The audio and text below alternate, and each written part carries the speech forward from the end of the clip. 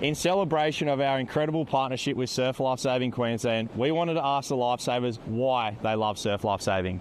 I just love Surf Lifesaving because I love being in a team environment, training with like a great group of people, being at the beach every day and just staying fit and healthy. I love Surf Club because I get to stay fit and healthy, and I love my friends and being in a cool environment. I love the hard work, being with the squad and the community. I love Surf Lifesaving because of the racing. It keeps me fit and healthy, and I also have so many amazing memories that the sport's given me. I think it's really special that it's the only sport where you have to give back to your community. So we're all patrolling on the beaches, and I think that's very, very special. I think it attracts the right community of people. There's obviously that byproduct of being able to save people's lives if you need to. I've been involved in Surf Lifesaving for about 30 years now. All my best friends have come from this movement, this organisation. We grew up together as nippers, we became best friends on the beach, and we continue to bring our kids and our families back to the beach to be part of this movement. That's what makes Surf Lifesaving special, and that's what makes surf sport special, and that's what keeps so many people coming back year on year on year. I love Surf Lifesaving because it's a one-stop shop to meet all your friends and all family. It's a great way for the community to get together and actually team up, not just for competitive reasons, but for social reasons as well, and keeping people safe on the beach. Love Surf Lifesaving because I love coming down doing all the team events with my friends. I love Surf Lifesaving because it's one of the only sports in the world where you train day in, day out and race most weekends to replicate real-life scenario rescues. So that's why the partnership between Shore and Partners Summer Surf and Surf Lifesaving Queensland is so important. It's fostering the next generation and bringing people to the movement that we all love so much. The grand finale of the inaugural Shore and Partners World Ocean Series, the Shannon Eckstein Ironman Classic. It's a double-header, back-to-back days of surf sports action. It's the race created for a champion. It's now the race that creates champions. Nobody has forgotten the first ever Shannon Eckstein Ironman Classic. Ali Day sprinted right past Shannon to claim the title for the first time. Fast forward to 2025 and the prestige has only grown. The odds of victory only steeper. It's the years of blood, sweat, tears and sacrifice.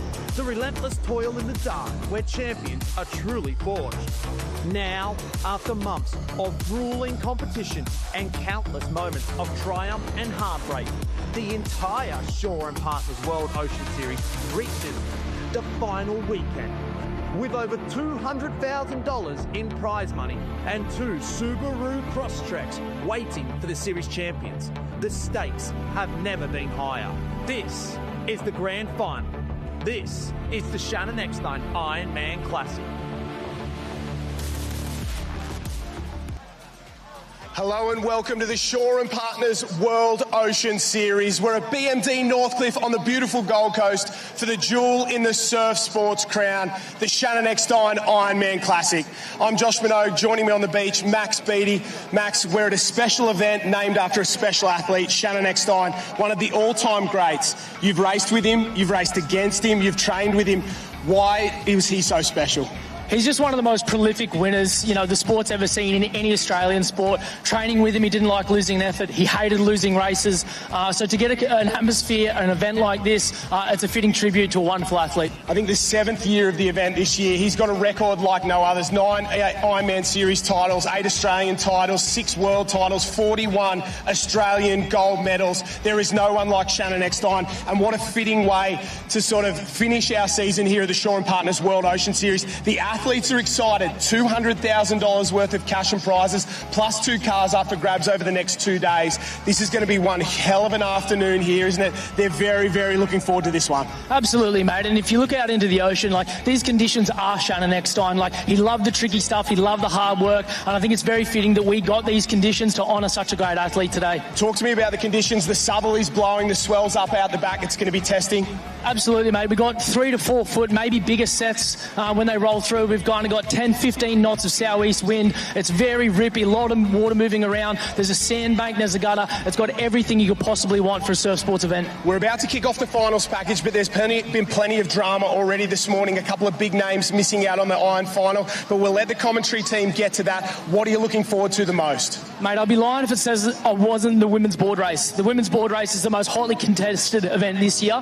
Tiani Massey, Hannah Scully, Lizzie Wellborn, and it's excitedly enough the first event of the day. day. So absolutely fizzing for it. Yeah, what a segue there. We'll be straight into that women's board race, surf race off the back of that, ski race, irons, Taplin relays for both the juniors and the seniors. And don't forget, it's a double header this weekend. We'll be back tomorrow, same time, same place, and we'll be deciding the overall series champions. The talking's been done. It's time to get to the racing. We'll throw it up to the commentary team here at the Shaw & Partners World Ocean Series Shannon Eckstein Ironman Classic. A big thank you to Josh Minot and Max Beattie on the beach, two absolute champions of our sport. And I'm joined with two probably larger and bigger champions, former Shaw & Partners World Ocean Series champions, Harriet Brown and Matt Paul. Welcome, it's it. Grand final weekend, the double header of the Shaw & Partners World Ocean Series Shannon Eckstein Ironman Classic. And like they said in the opener, a few casualties have fallen already. So we do see the overall series standings really open up, and we're going to crown some champions at the potentially on this afternoon, but definitely by the end of the weekend. Yeah, look, Duff, I'm super pumped to be back here on the broadcast team with the two of you guys. It's without a doubt, this is my most favourite event of the surf sports calendar. Just year on year, we just get the most wild swell and competition. The highlight reel for this event is just insane. So this is its 7th year running now, and look, from what we've seen so far this morning with the swell and waves, I'm excited. Yeah, and look, Haz, I'm going to jump in before because we've got our program of events. We're going to go off the top with, I think, the series of the Shaw & Partners World Ocean Series. It's the Open Women's Board. We've seen through these 10,000s Lizzie Wellborn and Tiani Massey go head-to-head all season long. We'll roll through the men's then. We then go to the swim events. Lani Pallister joins us again, as well as a star-studded list of men. We go to the Open Women's and Men's Ski, and they are going to have a lot of fun out there in those 3 to 4 foot conditions out at BMD Northcliffe. And then we finish it up with the blue ribbon events. The Iron men and women will go head-to-head and toe-to-toe with the elements and each other before we get into our mixed Taplin relays. The Open Mixed Taplin Relay, $12,000 on the line for the winning club. That is a hell of a lot of prize money for a relay, Haz. It is certainly a lot of prize money for a relay, and that's why it is the last event of the day. It is the pinnacle for the clubs. Every club wants to win that Taplin relay at the end of the day, and everyone will be down there cheering and supporting their teammates. Absolutely, and as you can see there, the women are on the start line now for the Open Women's Board Final. 21 of the absolute finest across the world, but it's a battle between 4 for the overall series. The likes of Australian champion Brodie Trinker, the 3-time champion back-to-back-to-back. She's going to have a hard task to get her 4th, Hannah Scully, but the two top hopes in this one right now, Tiani Massey and Lizzie Wellborn, they are going to be very tough to beat for the overall series, Has. Yes, Tiani Massey and Lizzie Wellborn have been going 1-2, 1-2 for so many races throughout the whole summer. It has been a battle and such a fierce rivalry. The girls actually love having this rivalry. They say that it encourages them, or more than encourages them, it drives them at training to try and be better and get ready to race. So it's definitely Tiani Massey and Lizzie Wellborn that are the ones to watch here today. And how they go today will set them up for tomorrow with that overall series win on the line.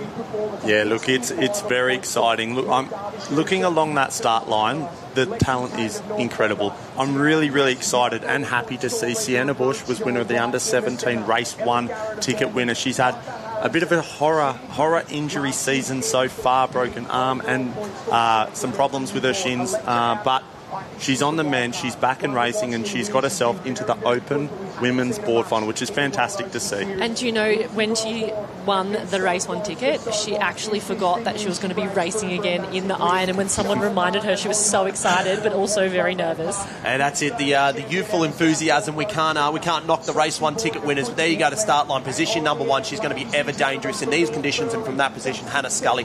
Georgia Singleton and Morgan Trinker there as well. The Coogin Headland Pirates duo, Hayley Smith and Niam Sharp. Dakota Luke of Burleigh Heads, Mowbray Park. Emily Gould, also from the home club of BMD Northcliffe. Carla Papik in tremendous form this season.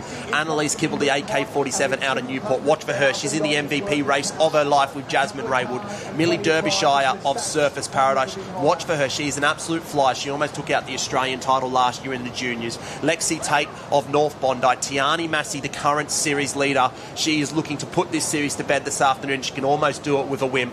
Ella Garrett of Manly, Piper Harrison of Newport Beach, Electra Outram of Sunshine Beach. Not a frequent visitor of the Shaw and Partners World Ocean Series, but look for her. She's going to be an absolute flyer. Lizzie Wellborn on the yellow board. You'll notice it straight off the start line. Charlotte Hart of Burleigh Heads Mowbray Park. Brodie Trinker, the Australian champion out of the Fried Eggs of Southport. Holly Holmesby via the US of A at Burleigh Heads Mowbray Park. And finally, rounding it out, Sophie Boyd, as well as the race 1 ticket winner of Sienna Bush. Isn't that a great story, Paulie? You sort of touched on it, that she had the injury, but she has had, as a young girl and a young career, a injury-riddled season, I should say. So for her to get this moment right now, it's a great sort of boost of confidence, isn't it? Yeah, absolutely. I was speaking to her mum and dad this morning in the coffee line, and we were sort of talking about the horror injury seasons to date with Haz, and we were sort of, trying to just remind her that, both myself and Harriet have had some major injuries, as do a lot of athletes. So look, it only makes you tougher and stronger on the other side of that, and maybe this is the start of plenty more big opportunities for Sienna. And that's it. Speaking of, she receives her race 1 ticket right there, and that is the confidence we need. We know her potential is endless right now, and that under 17 girls age group, we've spoken about that time and time again. It would be the strongest junior age group that I think I have ever seen or witnessed. They compete up here in the Opens, and it wouldn't surprise me, and that's not a shock to say that she could potentially win this whole thing here today. The conditions, though, Paulie, super challenging, as they normally are on the Shannon Eckstein weekend. Yeah, look, absolutely. We've seen all morning that really strong southerly wind. More often than not, you've got to play the chances and the probability, right? You go out on that southern side, you'll probably see off the start line here, a few of the girls will definitely elect to run down towards the south.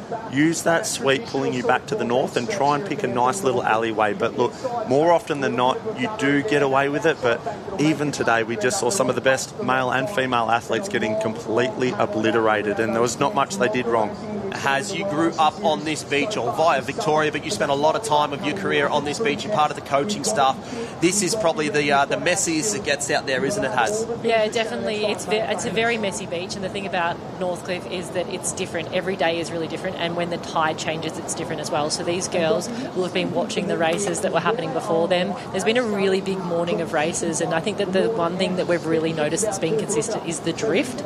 The drift has been going from south to north, and that's why all the girls are pointing their board to the right, because they will be running down. They don't want to overshoot the cans. I think one girl that we'd be remiss in not mentioning right here is Brodie Trinker is third from the southern end. She's absolutely electric off the beach, as we just saw now. She's already on that southern side. She's got an incredibly quick start, so I think she's in a great position just with the line draw. And here we go. We are racing here at the Shaw and Partners World Ocean Series Shannon Eckstein Classic. It's the Friday shootout, the first day of the doubleheader. First event in the water is the open female board, and here we go. We get the first look at BMD Northcliffe and the shore break, and you're going to see this atypical of racing this afternoon. They will head down to that southern area and they will fan across the beach, and it's all about trying to find any clean passage out. As you see, Cup just ducking underneath there. It looked like Annalise Kibble of Newport. She's got a fly, but on the northern side, it looks like they've got the best of that hole. Yeah, look, if you have a look at the back there, Duff, a lot of whitewash out the back to that northern side. So although the girls on the left-hand or the northern side got out a little bit quicker through that first gutter, I think the girls in the south will start to get a little bit of that undertow and rip as they get towards the back side of the break. So you're seeing all that whitewash there and aerated water in the northern side. It will start to go a little bit more green towards the south, and I think that back push towards the can is where the girls on the right-hand side of the start line are going to make up some big ground. Yeah, you can see the leaders right now there. Electra Outram just starting to get on out there from Sunshine Beach. You see the pink and blue of Tiani Massey, the red board down there, Carla Papik.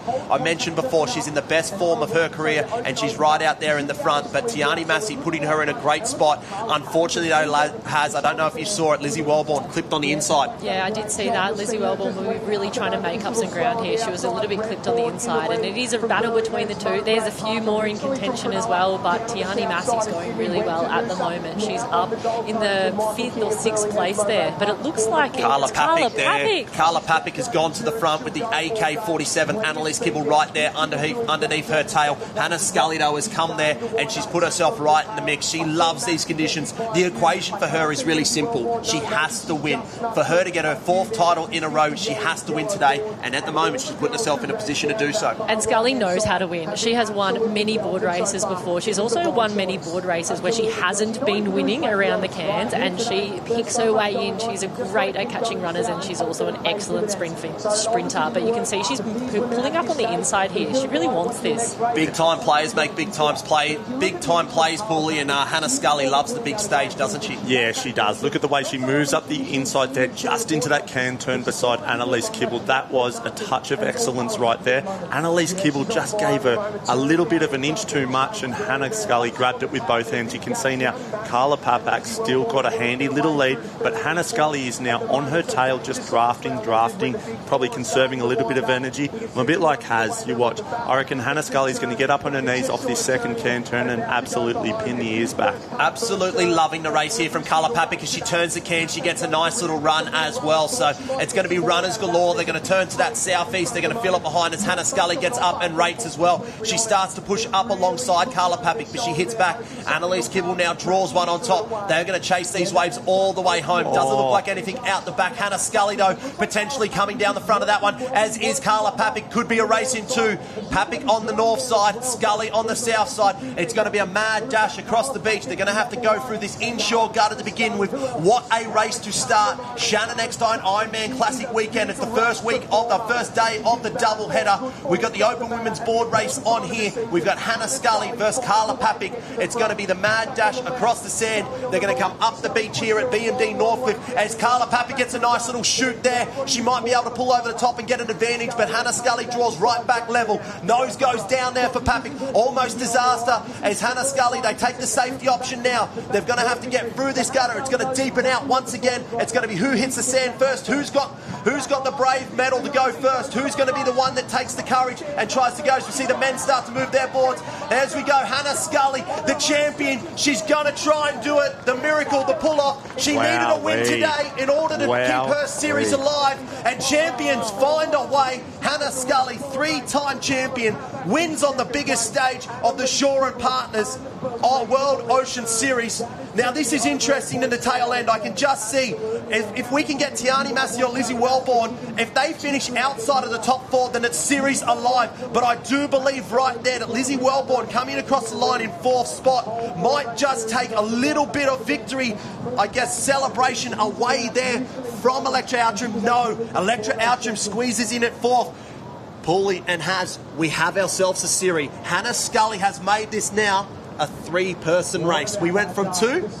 Can't keep the champion down. Isn't she absolutely clutch racing? When you talk about you got to cometh the woman, cometh the hour. She just absolutely stood up and just delivered when she needed to the most. And the whole race, she was just sitting back, wasn't she? Conserving, playing it smart, and then she won when she needed to. Yeah, Scully looked so comfortable out there. You could just see she was looking around, she was trying to be smart, and she saw some of those runners come through, and you could just see that rating up. But I think Carla Papak did a really good race there. We haven't seen her in the podium of the board race yet this season, and to come in second place is really, really impressive from Carla there.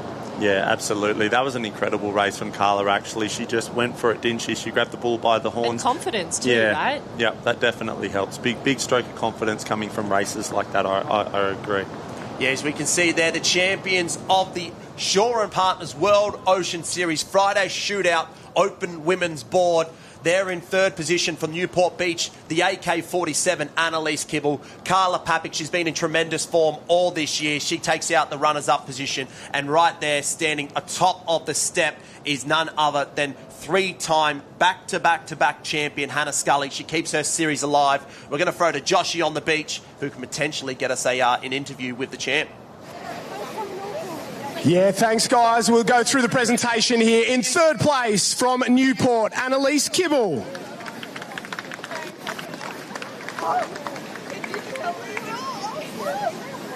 In second place from Burleigh Heads, Mowbray Park, Carla Papak.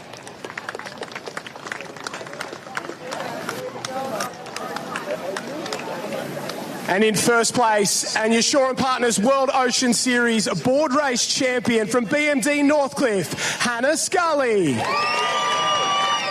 Ladies and gentlemen, medals and cheques are being presented by Mick Power from BMD and the man himself, Mr. Shannon Eckstein. Ladies and gentlemen, please put your hands together for your board race champion and place getters.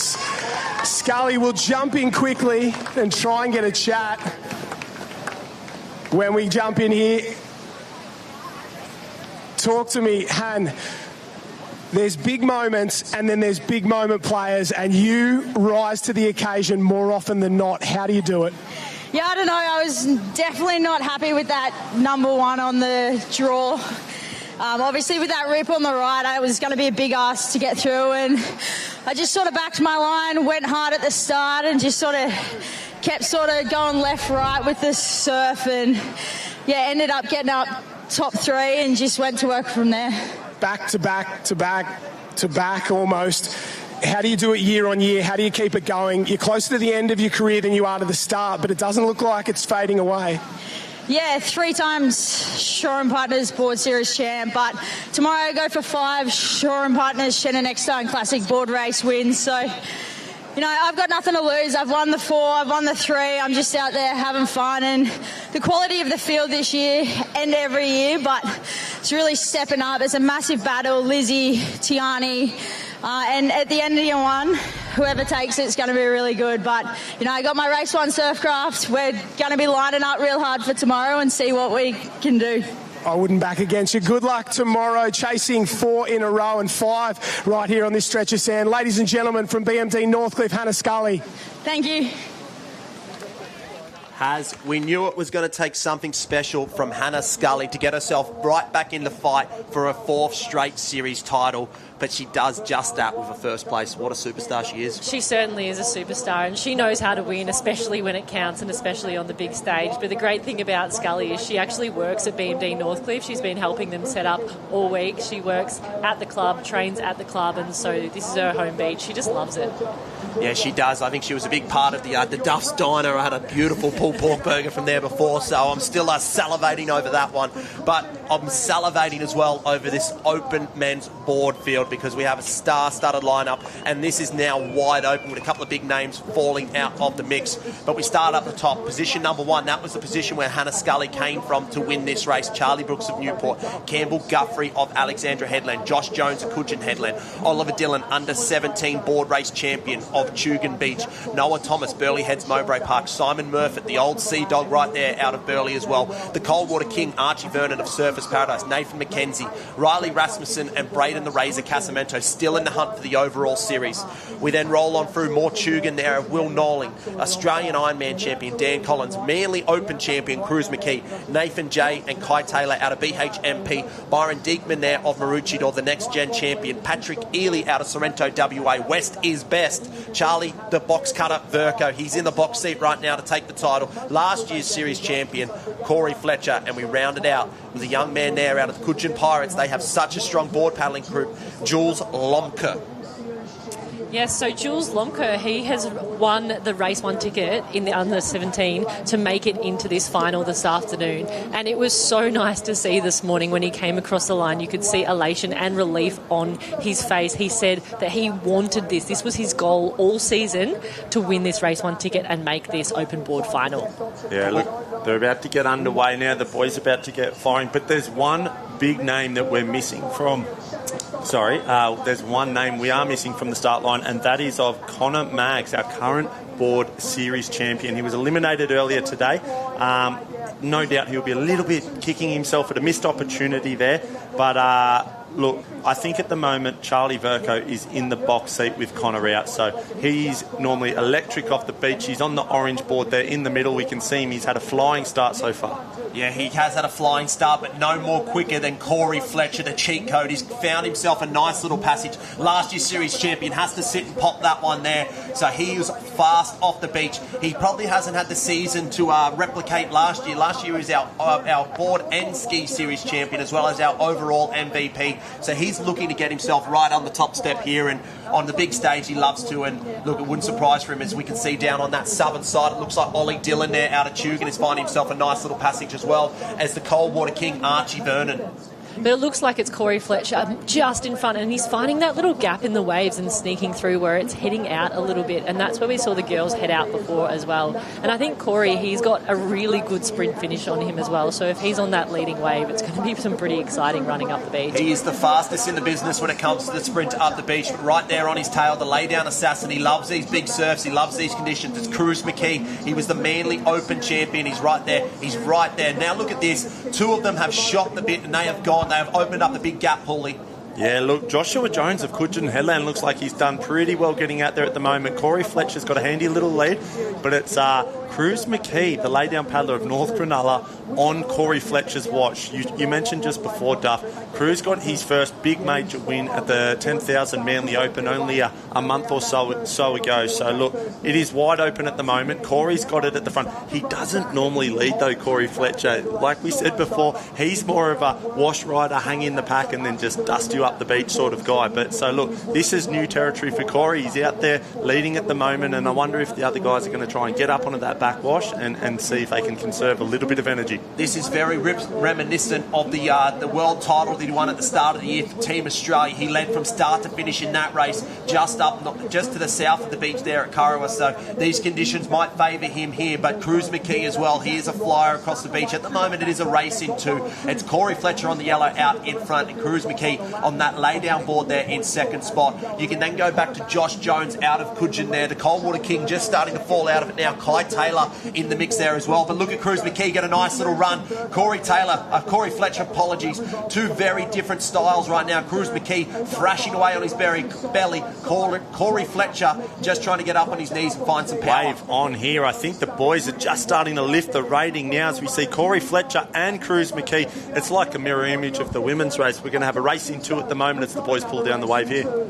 Yeah, as they pull down the wave here, Corey Fletcher and Cruz McKee, they're going to go toe-to-toe and battle it across the sand of BMD North Cliff Beach. Cruz McKee doing his best to try and push himself up the beach and move Corey Fletcher out of the way so that they can make it a sprint in two.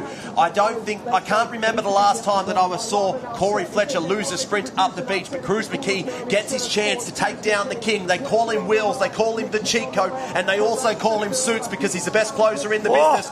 Cruz McKee goes early, he's up and going. He knows he needs to be off his board first and he needs to fly, and he's snuck away right now. Wow. Corey Fletcher has had his pants pulled down by Cruz McKee because he has snuck away, and this is going to be an absolute masterstroke. He might be the cleverest kid, the smartest kid on the beach. Cruz McKee did not see that one coming. Oh my gosh. Sprints up the beach, and Cruz McKee has done it again. Back-to-back victories for the kid out of North Cronulla, the coolest kid in the sport, and wasn't that a masterstroke? Two masterstrokes back-to-back in the Shore and Partners World Ocean Series. Wowee! That was absolutely unbelievable. When you talk about absolutely executing fantastic skills, as we see, Charlie Verco coming around. He's going to take third just there. That is crucial points for Charlie Verco. That will certainly help him, but I just can't get over what I saw. I don't want to say no disrespect to Cruz McKee, but almost absolutely everyone on the beach right then said, righto, Corey Fletcher, he's going to take this up the beach. I don't think we've seen him ever lose a sprint finish. So to see Cruz McKee back himself and said, I'm not going to take this to a foot race. I need to be smart here. He got up, waded across that little bank, and then he just wriggled across that last little gutter section. That was unbelievable. He's got to have to be one of the smartest racers that we have seen. We saw him take a punt at Manly and head left when everyone headed right. And what most people would do on a wave like that is they'd stay on the wave, wait to the last minute, save that energy to get up and run. But he probably looked to the left and said, Corey Fletcher's a fast runner. I'm going to try and do something different. And it paid off. That was awesome. Fortune favours the bold, and none more bolder at the moment in the sport than Cruz McKee, your Shore and Partners World Ocean Series, Shannon Eckstein Ironman Classic Friday Shootout board winner. Joshy down on the beach. I don't know if you can nestle up into Cruz McKee there because he's a man mountain right now. Yeah, he's on fire. Ladies and gentlemen, in the presentation area, we have the Shore and Partners World Ocean Series men's board race. Presenting the awards and trophies today are Mick Power from BMT and the man himself, Shannon Eckstein. In third place from Newport, Charlie Verco.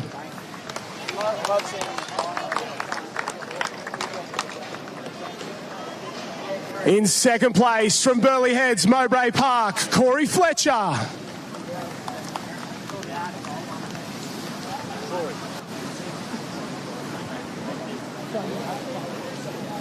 And in first place, and your board race champion from North Cronulla, Cruz McKee.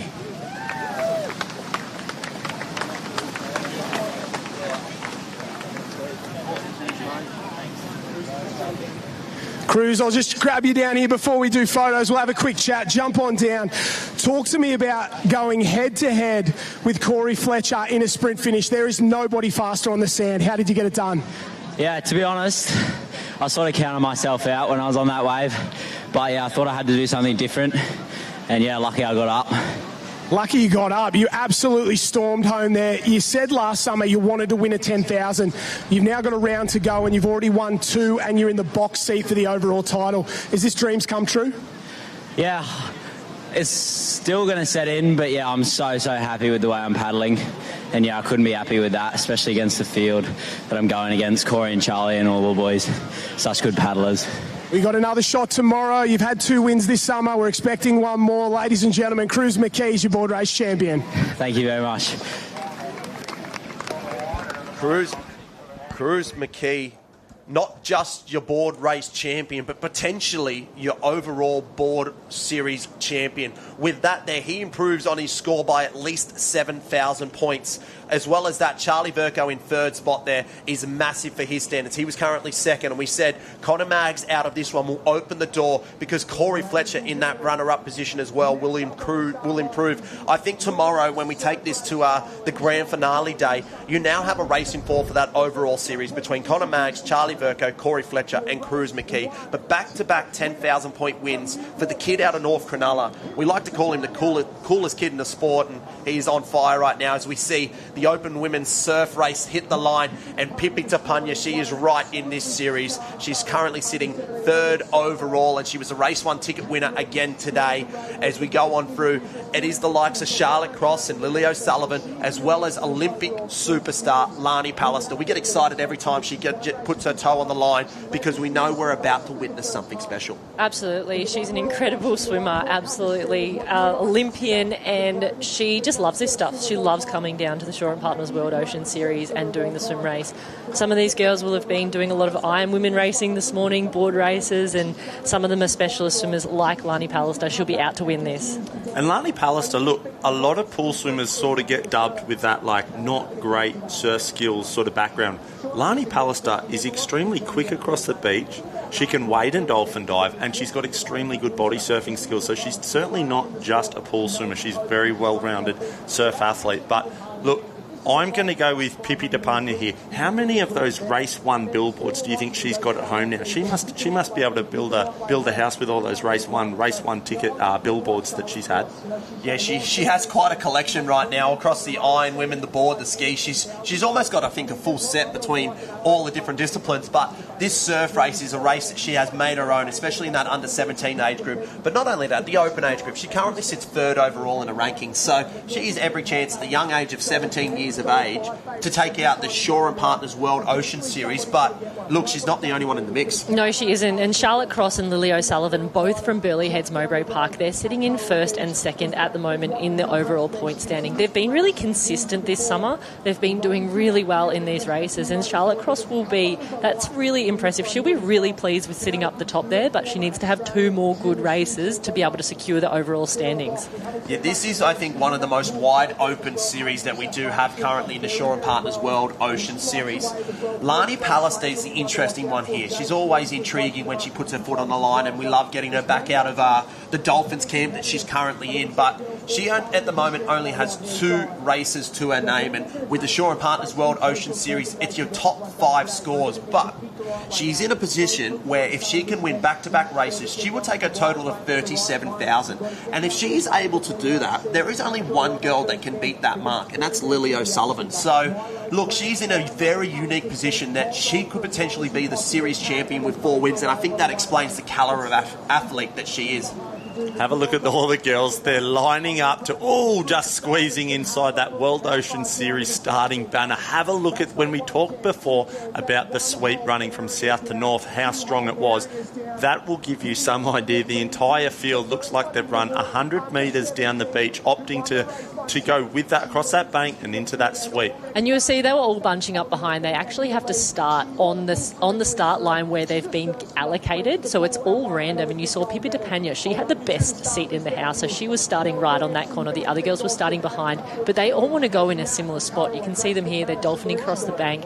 They ran down to allow for that drift, and it looks like we've got one just ahead, and the rest are all close in behind. Yeah, it looks like maybe Newport there has potentially shot. And I think that's a massive advantage for Pippi DePena. Position number 1, going down to the south. So if there's any race where we're going to see the first ever Race 1 ticket winner take the crown, it could be this one right now with that first advantage. For sure, but it was interesting. Pippi actually didn't run down as far as some of the other girls. So whilst it looks like she's up the front at the moment, she went not as far as some of the other girls. The other girls are a little bit further down the south, but we'll see how that ends up when they get to the cans. Have a look at that slow, long, very strong technique. We're a long way zoomed out here at the moment, but I'm going to go out on a limb and say that is Lani Pallister already at the front. She is just so strong, so technically good. Look at the way she even goes under that wave, the nice little dolphin flutter kick as she goes under. Make sure she goes to pretty close to, I'd say, the bottom, and then she'll come up. She's just absolutely flying at the moment. There's so much water pushing back in towards the sand, and with every stroke, she's just ripping through. And she just looks so efficient as well. When you look at her, sometimes it doesn't even look like she's trying that hard because it's so efficient and she has such a beautiful stroke. And you can see Pippi DePena, I think it is trying to hold on to her wash. And then she's actually starting to pull away here, Lani Pallister. Just shows how good she is. Yeah, look at this. When you get races like this, the biggest challenger for Lani Pallister right now could be Mother Nature herself. When you're all the way out in front like that, one of two things can happen. You turn the can and you get that nice little wave in for the victory, or you swim into that dead gutter zone and that wave comes from the spoilers at the back. We see it all too many times, and in days like this or conditions like we have today, it's very, very common. So at the moment, Lani Pallister is just streaking away. It's hers to lose, but hey, Mother Nature can sometimes have the last laugh, I reckon. Mother Nature can have the last laugh. In the last 5 years of the Shaw & Partners World Ocean Series, Lani Pallister is undefeated in every event that she has contested. Now, don't take this lead lightly. These are the best in the world, but Lani Pallister is just a class above. Back up at the Murphy Holmes Maroochydore 7000 Classic, she was touted as the best surf swimmer ever, and I don't think there is anyone brave enough to argue that point. Absolutely not, and you can't argue that right now looking at a race like this, Stu. She's just about to hit that jade turning can for the swim. There's two white ones there, and look how far ahead she's got. She's got a massive lead at the moment as she approaches that Lap 1 collective first swim can now. I think the last time I actually saw Lani Pallister not get the win was earlier this year at Worlds when Lily O'Sullivan won, Naomi Scott got second and Lana Rogers got third. And you don't often see Lani mad because she doesn't often lose races, but you could tell she does not like losing. So look at that, the way she's coming out here and just stamping her dominance right now. She doesn't want to leave anything to chance. And she loves this race, and she cares a lot about all of this surf racing as well. She was down here this morning waiting around for her heat, just hoping that they were getting to go on soon, because some of these races this morning, they took a while. They were really long swims, but she loves a long swim. This is an absolute masterclass, if I do say right now. That is wild. Look at this, a little wave on here. She's going to get a little bit of a lift, but not a wave. It looks like there might be one just here behind. Even if the girls get away from out the back there, I think she still might have done enough to hang on, but I don't want to give her the mocker just yet. She might be able to kick down that one. She can't. She misses that one. Now, some athletes know the equation and some don't. I can guarantee you right now, Lani Pallister knows exactly what she needs to do to win this race and potentially go on to win the overall series. And she has, I would say, at least 3 to 4 waves, a break on the rest of the field. We go back to Newport there. Sarah Locke in second spot. Pippi DePena there in third. But Lani Pallister right now surfing this wave all the way to the beach. She's going to be miles ahead of this field, and she's going to have a bit of time to soak this one up and potentially take a little bit of a victory lap. Yeah, look at that. She just dropped off in that gutter section, but she'll be kicking it back, probably thinking about what sort of a claim am I going to do today? What's she sort of feeling? When you have that sort of a lead, they're the sort of things that come through. Did you ever think about stuff like that, Haz? Oh, sometimes, and then I would get annoyed at myself. I'm like, don't think about it right now, because what if you don't win? I was always that nervous person that would be worried that someone else was coming. And she picks up a nice, sorry to cut you off there, picks up a nice beautiful. little lovely wave, and I do know one thing for sure, and that's that, talking of claims, she wasn't happy with her claim at the Shaw and Partners Hayden Kenny Classic. So she's been in the workshop. She didn't like the photo? She didn't love the photo.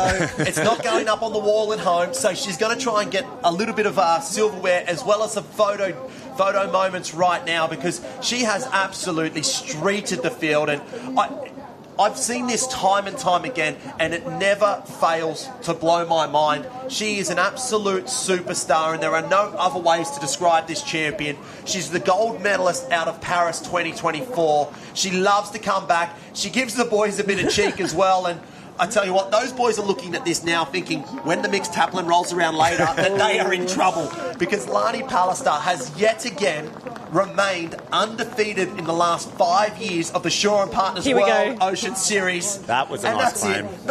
Beautiful claim. The hands up there.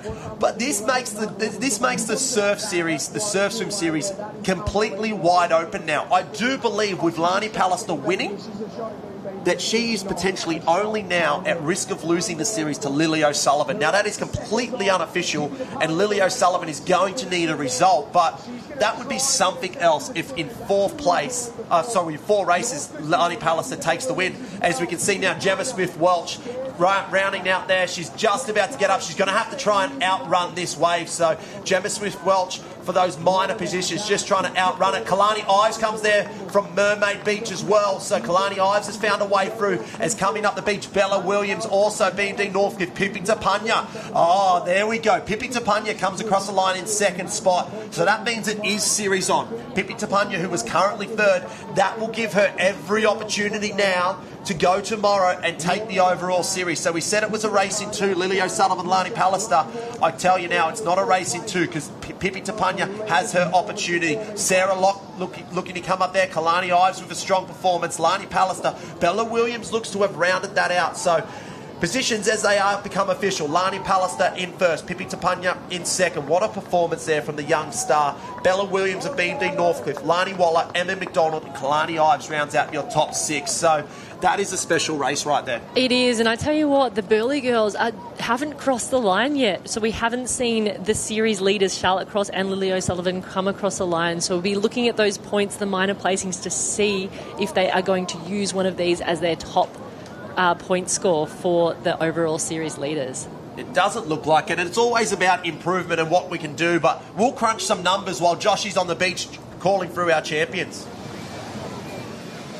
Thank you, guys. Down in the presentation area, we have the Shaw and Partners World Ocean Series Ladies Surf Race presentation. Presenting the checks and medals today are Mick Power, the group chairman of BMT, and the man the event is named after, Mr. Shannon Eckstein. In 3rd place from BMT Northcliffe, Bella Williams.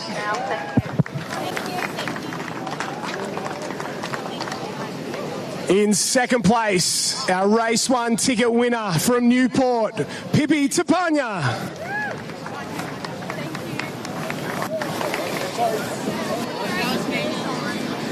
And in 1st place, and your champion from Alexandra Headland, Lani Pallister. Hi, thank you so much. Thank you. Hi, Sean, how you doing? Thank you. Ladies and gentlemen, please put your hands together for your surf race champion and place getters. Lani, jump on down before we get photos. Sorry, interviews come first.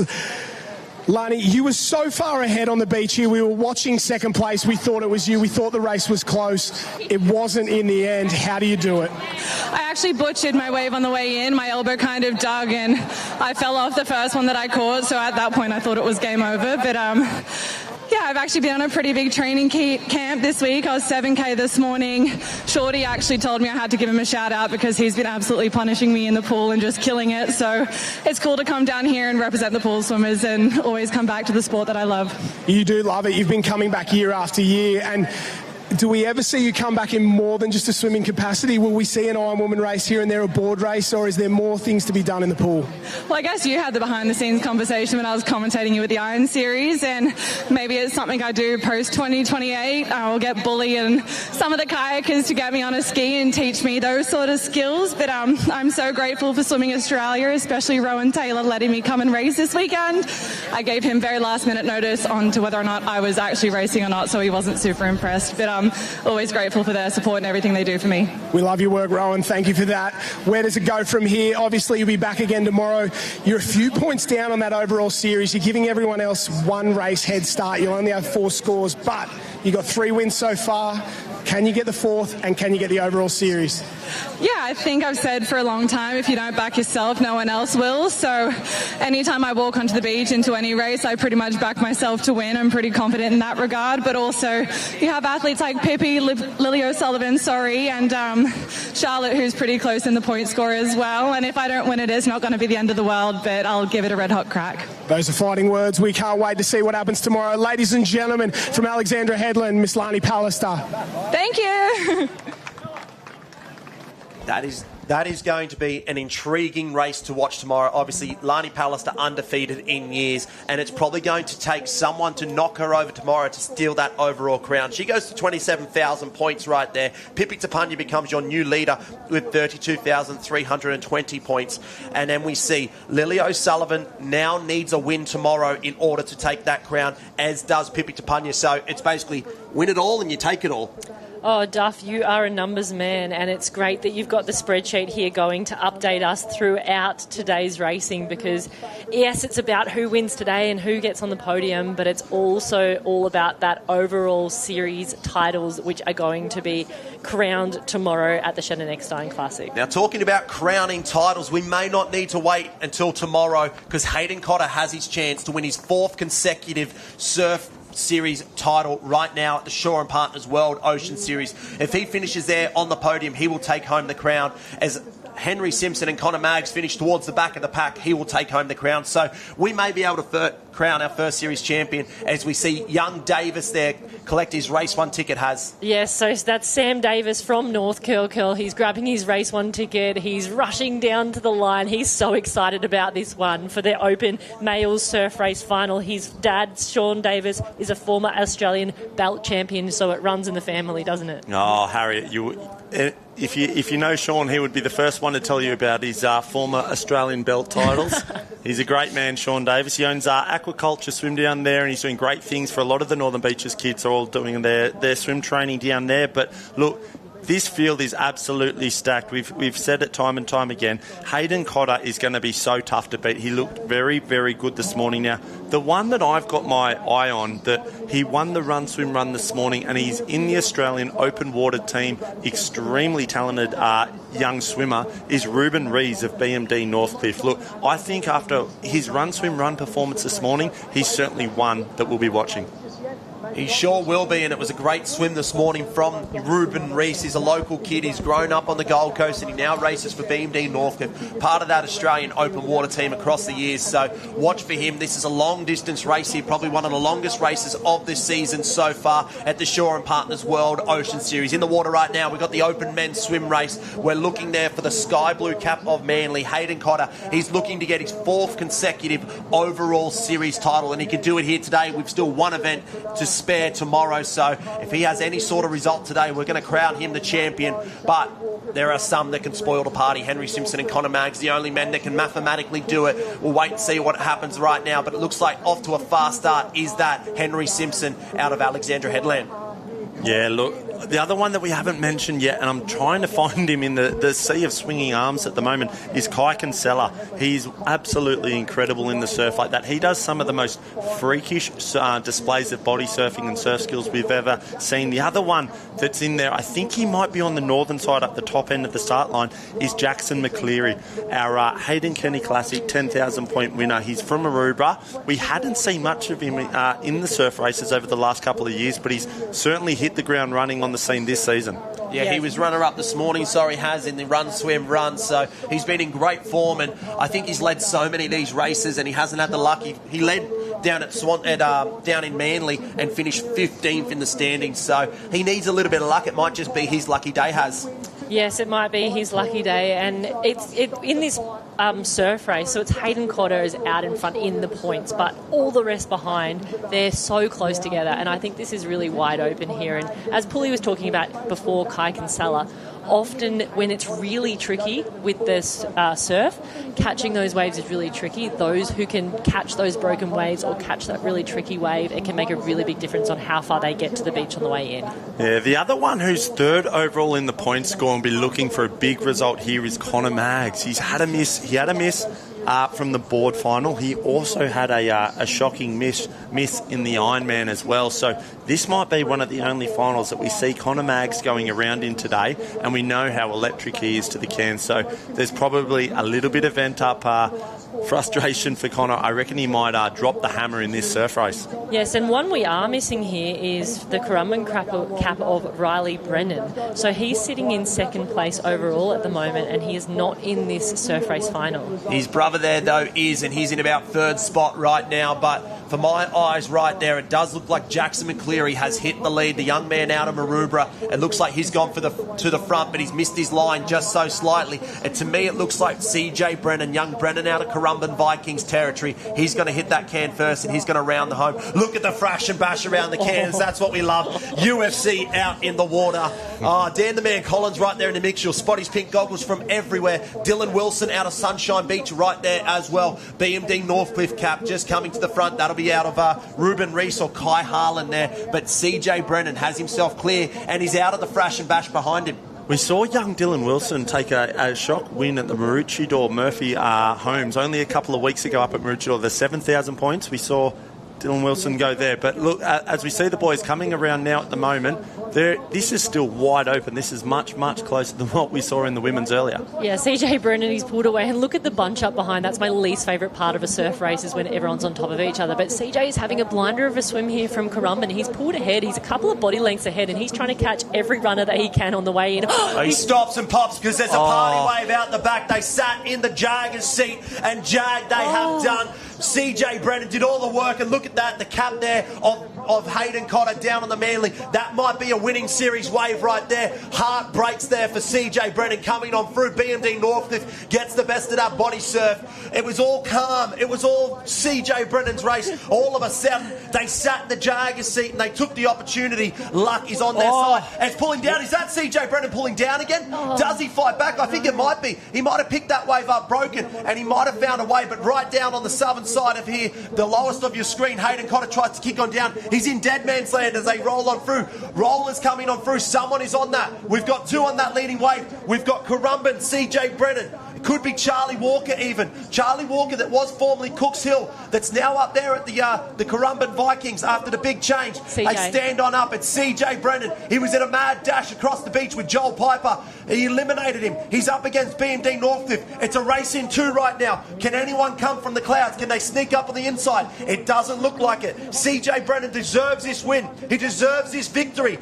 He did all the right things. He had all the right work. The skills to pay the bills.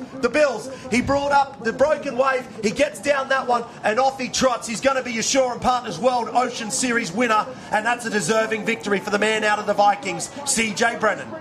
What a win for CJ Brennan. Now, it wasn't Riley Brennan, but it was CJ Brennan. And there he goes. Hayden Cotter in second place. Third place. Ruben Rees in two. There we go. Ruben Rees in two. Hayden Cotter in third. I'll let you call it, Duff. You're the mathematician. Has Hayden Cotter just taken out this series? This is all unofficial by every form of the imagination. I don't know, I passed my Year 12 maths exam, but he will be your series champion for the Shore and Partners World Ocean Series with a third place. That moves him right up the points there. That'll be an improvement, and that'll take everyone else out of the conversation. They won't be able to do it. The only men that could have done it were Connor Maggs and Henry Simpson. With them not featuring, Hayden Cotter will be your 2024-2025 Shore and Partners World Ocean Series Surf Race Champion, 4 in a row. Hopefully, Josh, you'll be able to grab him as well for an interview. We've got the men down on the beach ready for the presentations. Yeah, ladies and gentlemen, absolute chaos down in the finishing area with the presentation of the Open Men's Surf Race Final here at the Shaw & Partners World Ocean Series Shannon Eckstein Ironman Classic. Presenting checks and trophies today are Mick Power, Group Chairman of BMD, and surf sports legend, Mr. Shannon Eckstein. In third place from Manly, Hayden Cotter.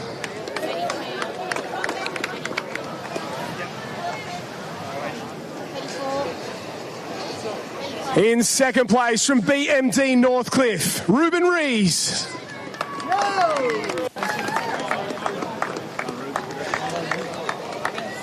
And in first place from Currumbin, Callum Brennan.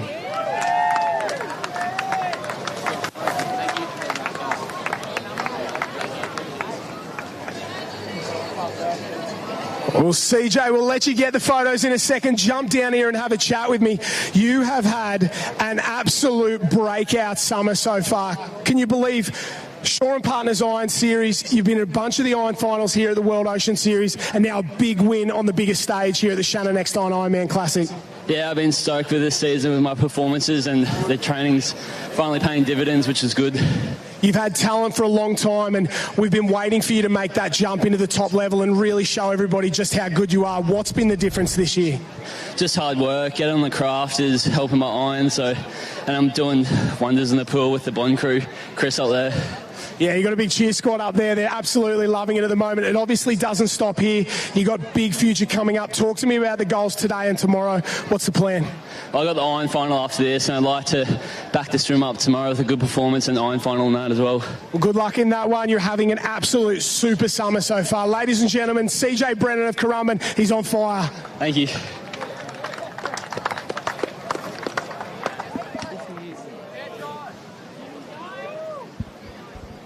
We see there the boys up on the podium getting their winning shots, and it probably wasn't the way that Hayden Cotter would have loved to win that series. He would have loved to take the victory and stand on top of the podium. But look, he gets a chance tomorrow with the final day of the Shaw & Partners World Ocean Series, the Shannon Eckstein Ironman Classic finale, the big dance. But Hayden Cotter will be your overall series champion. 4 in a row, tremendous effort. It is a huge effort from Hayden, and he was in the box seat today, but it's so nice to see CJ Brennan take that win. He's been doing a lot of swimming, a lot of Ironman training too at Currumbin, but he's at Bond swimming with Ali Day and the rest of the boys there and Kyle. And since we are talking about the series champions, have a look at these whips that the Open Ironman and women might take home. The Subaru Cross-Trek with the Shaw & Partners World Ocean Series livery on it as well. They'll be reserved for our champions tomorrow. We might get a clearer picture later on in the program when we see the Iron Men and women. But first, before we get to the cars, before we can award who those cars are going to, we've got the open female and male ski races to go. And if this morning's action was anything to go by there at BMD Northcliffe Beach, these will be some fun races to go. They will be some fun races, and you can see the girls are all getting ready. And these girls, there's a bit of a mix in this girls' ski final, because some of them have been doing the Ironwoman races in the morning, and some of them have just been focusing on the ski race, which on a normal day is pretty easy to do a few different races, but on a day like today, when those iron races and those board races are really long, it can make a big difference. Yeah, wind back the clock. Miranda Goodwin right there from Kurrawa Beach, Elizabeth Wise of North Bondi, Chloe Jones out of Coogin Headland Pirates, Eliza Monick of Manly, Deandra Godoy of Newport, Chelsea Gents of Southport, Ali Clark, Surfers Paradise, Claudia Kelly, BMD Northcliffe, Grace Giblett out of SP Love, Sophie Wall, Alexandra Headland. We roll over to the next page. Emily Doyle, great to see her back in action after a season off-season operation to the shoulder. Tully Elliott at Redhead Beach, Grace Harris, Alexandra Headland, Lani Steele Maroochydore, Natalia Drobot, our early season victory at the 10,000 points Hayden Kenny Classic. Gemma Smith looking to find herself at the top of the standings once again, and big threat to the title, Janaea Massey. We rounded out with Chalise Menfee, nicknamed Cookie. I'm not sure where that one comes from, but she's out at the Burleigh Heads Mowbray Park. But this is an intriguing series right now with some of the best we have. this is going to be fireworks. This is going to be fireworks stuff, and you can see there's a few of the kayaking specialists have been to the Olympics. They're coming in and racing in this race, but it's Janaea Massey who is on the top of the point score at the moment. She's had some really good races. She's wanting to be consistent, and I was talking to her this morning. She was just waiting to get out there on their ski and have a go and have a crack, but it's really tricky conditions for ski, especially when there is some heavy wind. Yeah, it's been the J girls so far dominating this season, 1, 2 and 3. Janaea Massey in 1, Jazzy Raywood in 2 and Gemma Smith in 3rd at the moment overall in the series. But notably, Jazzy Raywood has not made it through to this final, so that will definitely hurt her overall standing. So look, you're going Janaea Massey. I was watching Gemma Smith paddle earlier today in the Ironwoman qualification round, and the way she was moving that ski, a couple of times she was getting out of that swim leg a little bit back and then really just releasing that ace up the sleeve with her ski leg and pulling herself out of trouble. She's got incredible surf skills. We know how good she is on a downwind coming home. So, look, I think Gemma Smith is going to be very hard to beat. As we see her now just carrying her ski, and she's up on that southern end. They're actually side by side, Janaea and Gemma. Nice. Well, it's going to be an interesting to watch them start in this race to see who is going to be the fastest off the beach. Yeah, absolutely. Fastest off the beach, but also through the middle of the field there. Ali Clark and Claudia Kelly. There's speed in the middle of the field there. Ali Clark, a Paris 2024 Olympian. Dozer, Claudia Kelly. She was the winner at Swansea Belmont Challenge. So, look, there's going to be speed through the middle, but I do like the bookends there. I like the end of the southern end, Gemma Smith and Janaea Massey. As well as that, you throw in our Shaw and Partners Hayden Kenny Classic champion, Natalia Drobot. We haven't seen too much of her this season because she has chased the kayak GPs around, so she's taken a more focus on that kayak, looking for that raw speed out there. But look, she was a prolific champion up at the Shaw and Partners Hayden Kenny Classic, so it wouldn't surprise me today either. Yeah, there's definitely a lot of speed down the southern end of that start line for sure, and it has been more often than not a little bit more relentless, letting the girls out a little bit more frequently. But look, there we go, they're away at the moment. Clean start from a lot of the girls as we see they're in that ski and absolutely rating up. It's Gemma Smith that's gone to the lead from the start. She's 3rd from the top down, so you can see her in that pink ski, and she can see her rating up. She's so powerful.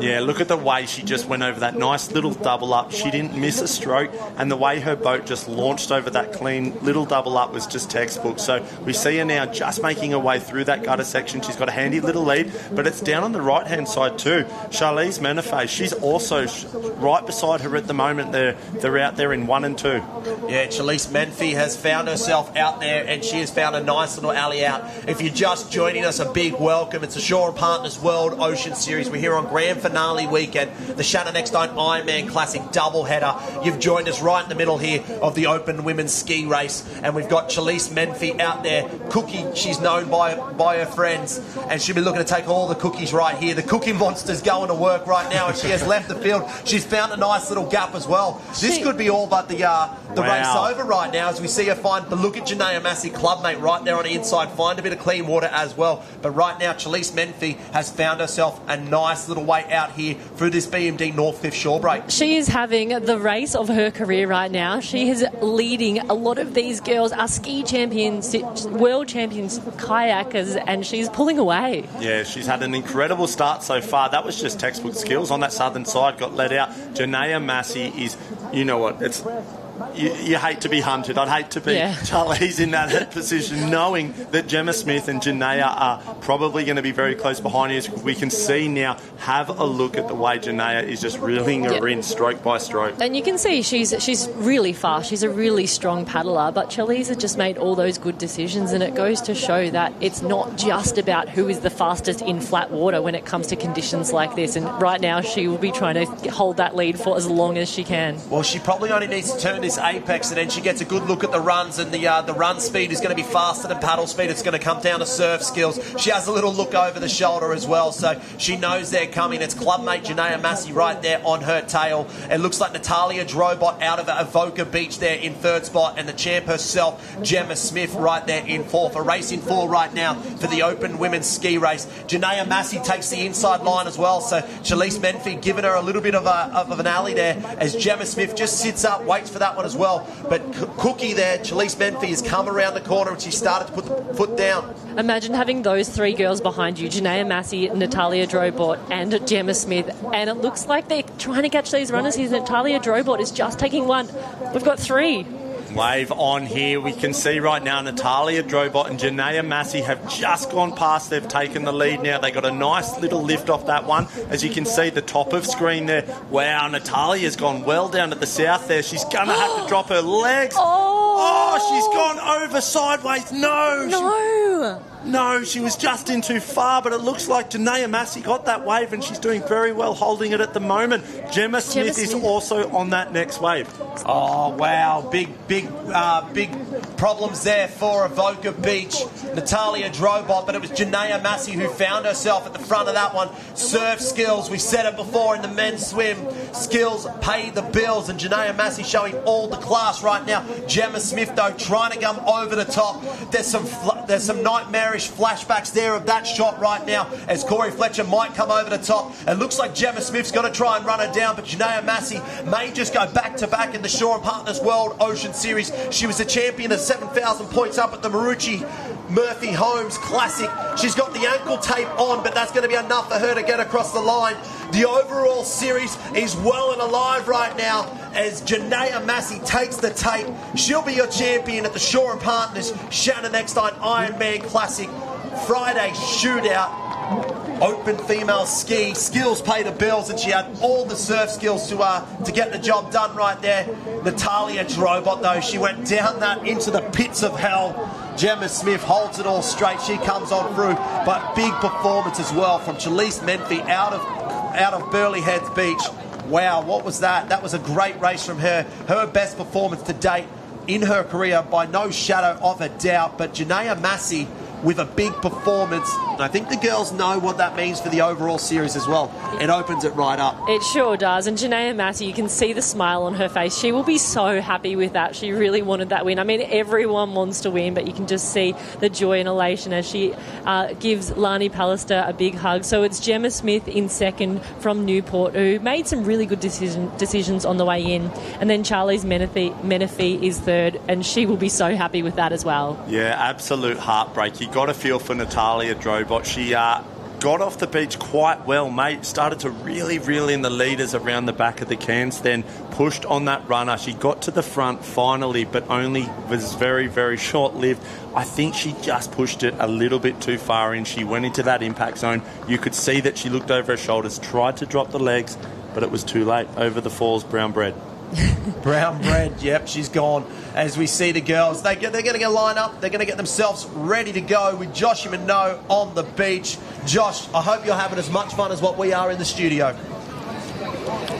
Oh, we are having an absolute blast down here at the Shannon Eckstein Ironman Classic. And ladies and gentlemen, if you turn your attention to the presentation area, we have the Shaw and Partners World Ocean Series Shannon Eckstein Ironman Classic Ladies Ski Race Podium. In third place, from Burleigh Heads, Mowbray Park, Chalise Menfee.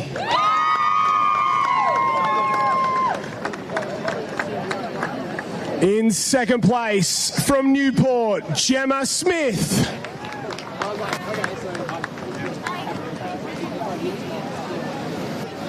And in first place, and your ski race champion from Burleigh Heads, Janaea Massey. Medals and cheques are being presented by Dave Wimpy, CEO of Surf Lifesaving Queensland, and Mr. Shannon Eckstein. Janaea, jump down here for a quick chat. Talk to me through that one. Cookie flew out there in front. We saw you try and tack on at the end, but we knew it was only half the battle on the way out, wasn't it? Absolutely. On the way out, I was trying to follow Cookie over to the right as I saw that little break, and I was like, I have to be smart here. To use those surf skills that Kingy, hammers into us every single training session. The last week, we've had some big swell at home, so we've had some good practice. I just had to stay in my lane and make the right decisions and be smart. On the way home, skis going everywhere. You took a nice little wave. It was bigger than most. What did you think going down it? I had to just push my feet down and paddle. Pretty simple? Pretty simple. Talk to me about your year. We call you a breakout athlete. You've been in the sport for a long, long time, but you went away to the kayaking, you've come back, and it seems like not only you're enjoying yourself, but you're just paddling better than you ever have. Absolutely. The whole of last season I was out due to another hip injury, and unfortunately I was forced to retire from kayaking from that. And, you know, every race now I'm like, I want to enjoy it and do it because I love it. And I think my results are coming from that, because every single session, you know, I want to be there. It's no longer a chore. And so I'm trying to go into every race with that mindset and really just enjoy it. Like Maroochydore, that last race, it was the funnest race I've ever had. And that was the exact same. I just have to stay in my own lane and remember why I'm doing it. And that's exactly what I'm doing. Last one, talk to me about the rivalry. Obviously, Gemma, she's been so dominant for so long. The point score, it's going to come down to tomorrow. You're in front, you've got the advantage, but, you know, it's going to be tough. Absolutely, and you know, I've known Gem for a really long time and she's an incredible paddler. I paddled against her in a kayak and ocean ski and in the surf, and you know, she deserves absolutely everything that she gets, so super proud of her. But for me, this season was never about like winning or being on the leaderboard or any of that. I just want to enjoy every race and, you know, not take my body and my health for granted like I was when I was kayaking and, you know, training way too much. Well, good luck. Game on. Thank you. We'll throw it back up to you guys in the booth there. What about that? Janaea Massey, Gemma Smith, head-to-head. Let's go.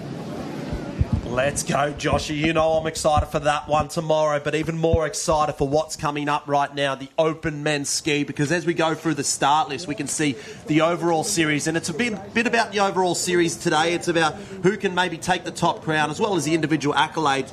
But as we look, 4 of the top 5 that lead the current overall series failing to make the final here today. So that means box seat Jake Morris and Jaden Erskine, they can take a big jump up the standings over their nearest rivals of Jackson Collins, Piran Phillips, Mitch Trim and Benny Carberry, who miss out. We go through the start list there. Out of Seacliff, he'll wear the all black. It's Tom May, Jake Reese of Newport, Shane Ryan out of Victoria there, Half Moon Bay, Tom Norton, Talabudra, Jaden Ellis of Noosa Heads, Riley Fitzsimmons, BMD Northcliffe, Jaden Murphy, New Zealand Ironman champion, Maguire Reid out of Newport, Saxon Coates, Burley Heads, Mowbray Park, Jamo Porter of Alexandra Headland. We roll on through that next page. Noah Havard, former series champion, Corey Fletcher, last year's series champion, Joel Steiner, Baby Pump, Max Brooks out of Newport, former Australian Ironman champion, Jaden Erskine there, Currumbin Beach, Ben Blakeney of Newport, Jake Morris, Russell Fox, and one that you're particularly excited about here, Paulie, Tom Green of BMD Northcliffe. Yeah, look, I'm extremely excited to watch how Tom Green goes. Olympic gold medalist. He is going to be very, very powerful. Has he got the surf skills to do it in the big waves like this? We'll wait and see. Look, I won't sleep at night if I didn't mention the Tommy Norton of Talabudra Surf Club in there. We can't miss the tally cap in there. Go, Tommy, good luck. But look, I think the one who really is hungry for a win, we haven't seen him take too many big victories of late, is Riley Fitz. I think he told me earlier this week he's really, really hungry for a win. So I think Riley Fitz is going to come out of the blocks flying, and we certainly know that he knows how to win races. Well, Riley Fitz in the middle of the week picked up his brand new Race 1 ski, so watch for him to go. It's brand new colours for him, and I think it might just be the winning recipe for him. It might be, but I'd like to give a shout out to the 2 Victorians in this race. Why would that be, Haz? Why would that be? Hey, you two are on the take. One from Tally and one from Victoria. Go Tally. Well, I'm still going to do it. It's Russell Fox, and we also have Shane Ryan from Half Moon Bay in Victoria. So shout out to the boys from there. Yeah, the Mooners, they're a great ski bunch, are the Mooners. They go out of the bay there at Half Moon, and they have been great supporters of the Shore of Partners World Ocean Series. Obviously, the cold weather of Victoria is hard to get involved and get a part of, but they love to take the travelling army away, and they're always a great fun at the after party as well. They certainly are. I think that's their main event, but they definitely don't train in much surf, so it'd be interesting to see how they go out there today. The only other one that we haven't mentioned, and he's the only one in the final that's won a 10,000 event this year, is Noah Havard. He won the 10,000 at the Manly Open event. He's in there, and he's extremely powerful. I watched him earlier in the double skis today. The way that man moves the ski is unbelievable. As we see now, just the boys about to get underway. The starter's going to be pulling that trigger any minute now. It's a very, very nervous job for him. Oh, it's a tough job as well. If you're just joining us, welcome again to the Shore and Partners World Ocean Series. It's the Friday shootout of the Shannon Eckstein Ironman Classic. We've got the open male ski in the water right now. Events still to come in the order. We've got the blue ribbon events. It's the Ironman and women, as well as the junior mixed taplin and the finale, the mixed taplin. $12,000 on the line there as we see a good start there right through the middle. Shot out of a cannon. I think it's your man from Tally. He's out to a flyer. Go, Tommy. Get into it, son. I'd love to see him get up for the win. But that was a bit of a deep start for some of the boys there. I saw Corey Fletcher looked like he was up to his chest, so he did very, very well to spring load off the sand and into his ski seat there. As we see now, Riley Fitz there was just on the middle of the screen, and that might be J-Mo Porter in there as well. So very, very good start from those boys. And it looks like it's Ben Blakely up in the top that's had a quicker start than some of the others, but they're really mixing it up here between... Jaden Erskine in there as well has had an incredible start, as we see there. He's about 4 and off. I just jinxed him. I take that back, Jaden. My apologies. Just got absolutely worked by the sets out the back of BMD Northcliffe Beach. As we see the men, they're just copping wave after wave right now. There's more sets out the back as well. You could throw about a 200-metre blanket across them right now. You can't pick a winner. It's going to be who can dice through this shore break. And I see Tommy's out. He's out of there. The Tally Tornado's got him right there. As we see Corey Fletcher, the yellow ski, come on through. He's got himself into a good mix as well. Noah Havard on that red one, and Jamo Porter through the middle as well. So they're your three men out in front right now. Jamo Porter, Alexandra Headland hits the lead on his inside. I believe it is Noah Havard, and then Corey Fletcher. I tell you what, he'll be looking for revenge if it comes to a run up the beach right now. Yeah, he's not going to let that one go after Cruz McKee did him dirty in that board finish. But look, at the moment, J-Mo Porter, he's extremely good and so strong coming home in those runs as well. He's just really starting to get into a nice little rhythm, nice groove. He's not going to want to let Noah Havard on that inside there. Let's see if he tries to squeeze him out. He will. He does. He does. That is some very smart racing. But Noah Havard doesn't let him have it all his own way. He pushes that nose just inside him in those race one skis, getting around the cans there. Noah's actually dropped back to his backwash, so J-Mo's having a really good paddle here. He's turning this can in first place, and you could see at the start there that lead changed so much through that break. Yeah, as we saw in the women's, though, hitting the can first and turning first doesn't mean the race is all yours, because it's all coming down to surf skills now. As we see Jamo Porter round that Shore and Partners can first. Noah Havard misses that first run, so it's advantage now to Jamo Porter. Or has he missed that first run? No, he hasn't. He muscles over the top of that. The strength required there from Noah Havard to get up and over the top of that. The race one ski trimming over the ocean as we see Jamo Porter head down to the south. He's finding a nice little line. Nose is about to dig in there for Noah Havard. Does he have the power and the speed to get out? No, he's gone. He's found the pits of hell, just like Natalia Drobot did before. Great surf skills there from Havard, but I think it might be Porter back on the inside that's going to surf that one through. It looks like he might have the skills. That's the wrong way, Noah Havard. You're going the wrong way there. As we see now, Jamo Porter, he found the right alley in. Corey Fletcher just in behind him on that second wave. But the title of the Open Men's Ski Race is going to go up to the Sunshine Coast. It's going to go to the head coach of Alexandra Headland Surf Club, Jamo Porter. He has been close time and time again.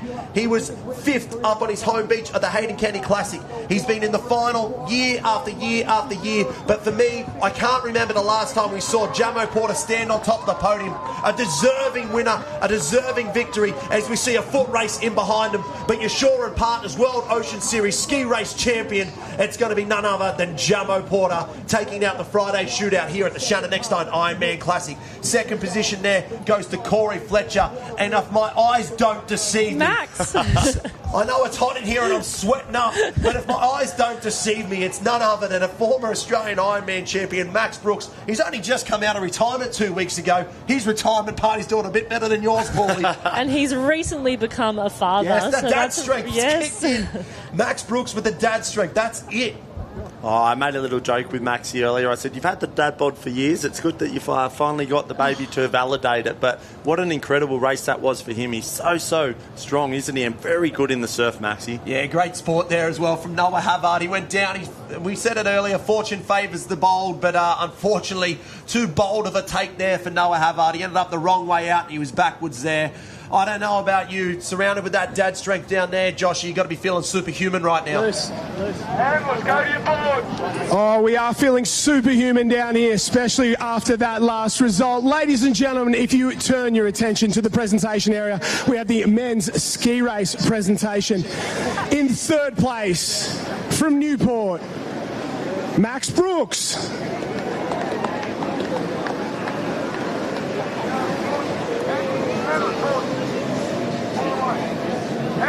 In second place from Burleigh Heads, Corey Fletcher.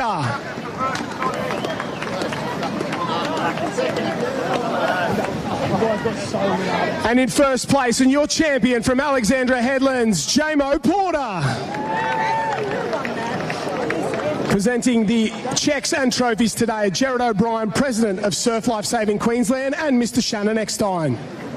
Ladies and gentlemen, please put your hands together for your ski race champion and place getters. Jamo, jump down here. Let's have a chat, mate. Talk to me about that one. The sets that came through on the way out, nobody got free. Everyone got hammered. How tough was it? Yeah, I thought we were out, and then, like you said, that set came, and I kind of stopped, and they just went into it and got absolutely lit up, which is nice. And then just, I don't know, it was kind of good for me, and Noah kind of like pushed me around the can too, like helped me. It was awesome. When it's going your way, it's going your way. You've come so close so many times, especially on the big stage here. What's it feel like to come to the biggest event of the year and get the win that you've probably deserved for a long time?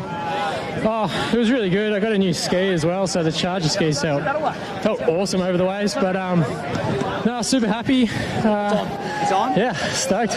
Coach in there at Alex now, you can sort of tell the young guns, look, this is how it's done. Yeah, I got to try and get a bit of credibility somehow. But Sophie just came 5th in the chicks, and she's under 19, so that's awesome. You're doing a great job up there at Alexandra Headland, and congratulations. Let's keep it rolling tomorrow. Yeah, thanks, Menno. Hopefully double up. Jamo Porter, winner of the men's ski race down here. Congratulations. So now we're going to do it.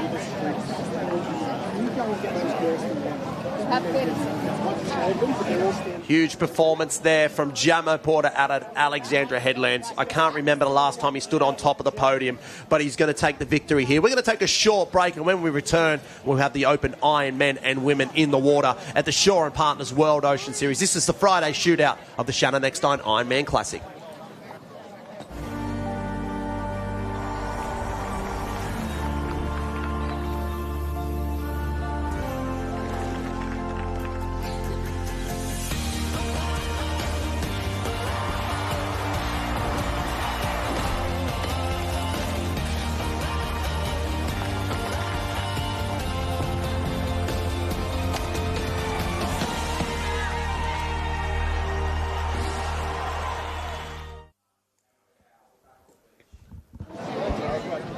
Welcome back to the Shaw & Partners World Ocean Series Shannon Eckstein Ironman Classic. It's a Friday shootout. We're on the beautiful Gold Coast here at BMD Northcliffe Beach, and we've got the best of the best, the Blue Ribbon events. It's the Open Iron Men and Iron Women coming up very, very shortly. It looks like we're just getting ourselves into position. Our Iron Women ready to race here in a moment. They'll race for $10,000 as well as 10,000 points. It's all up for grabs. On the beach at the moment, though, with Josh Minot, we have the Australian national anthem. Well, ladies and gentlemen, if you could please be upstanding. On the beach, we have Eva Zakoulis singing the Australian national anthem. Australians, oh, let us rejoice, for we are one and free, with golden soil and wealth for toil. Our home is girt by sea. Our land abounds in nature's gifts of beauty, rich and rare. In history's page, let every stage advance Australia fair. In joyful strains then let us sing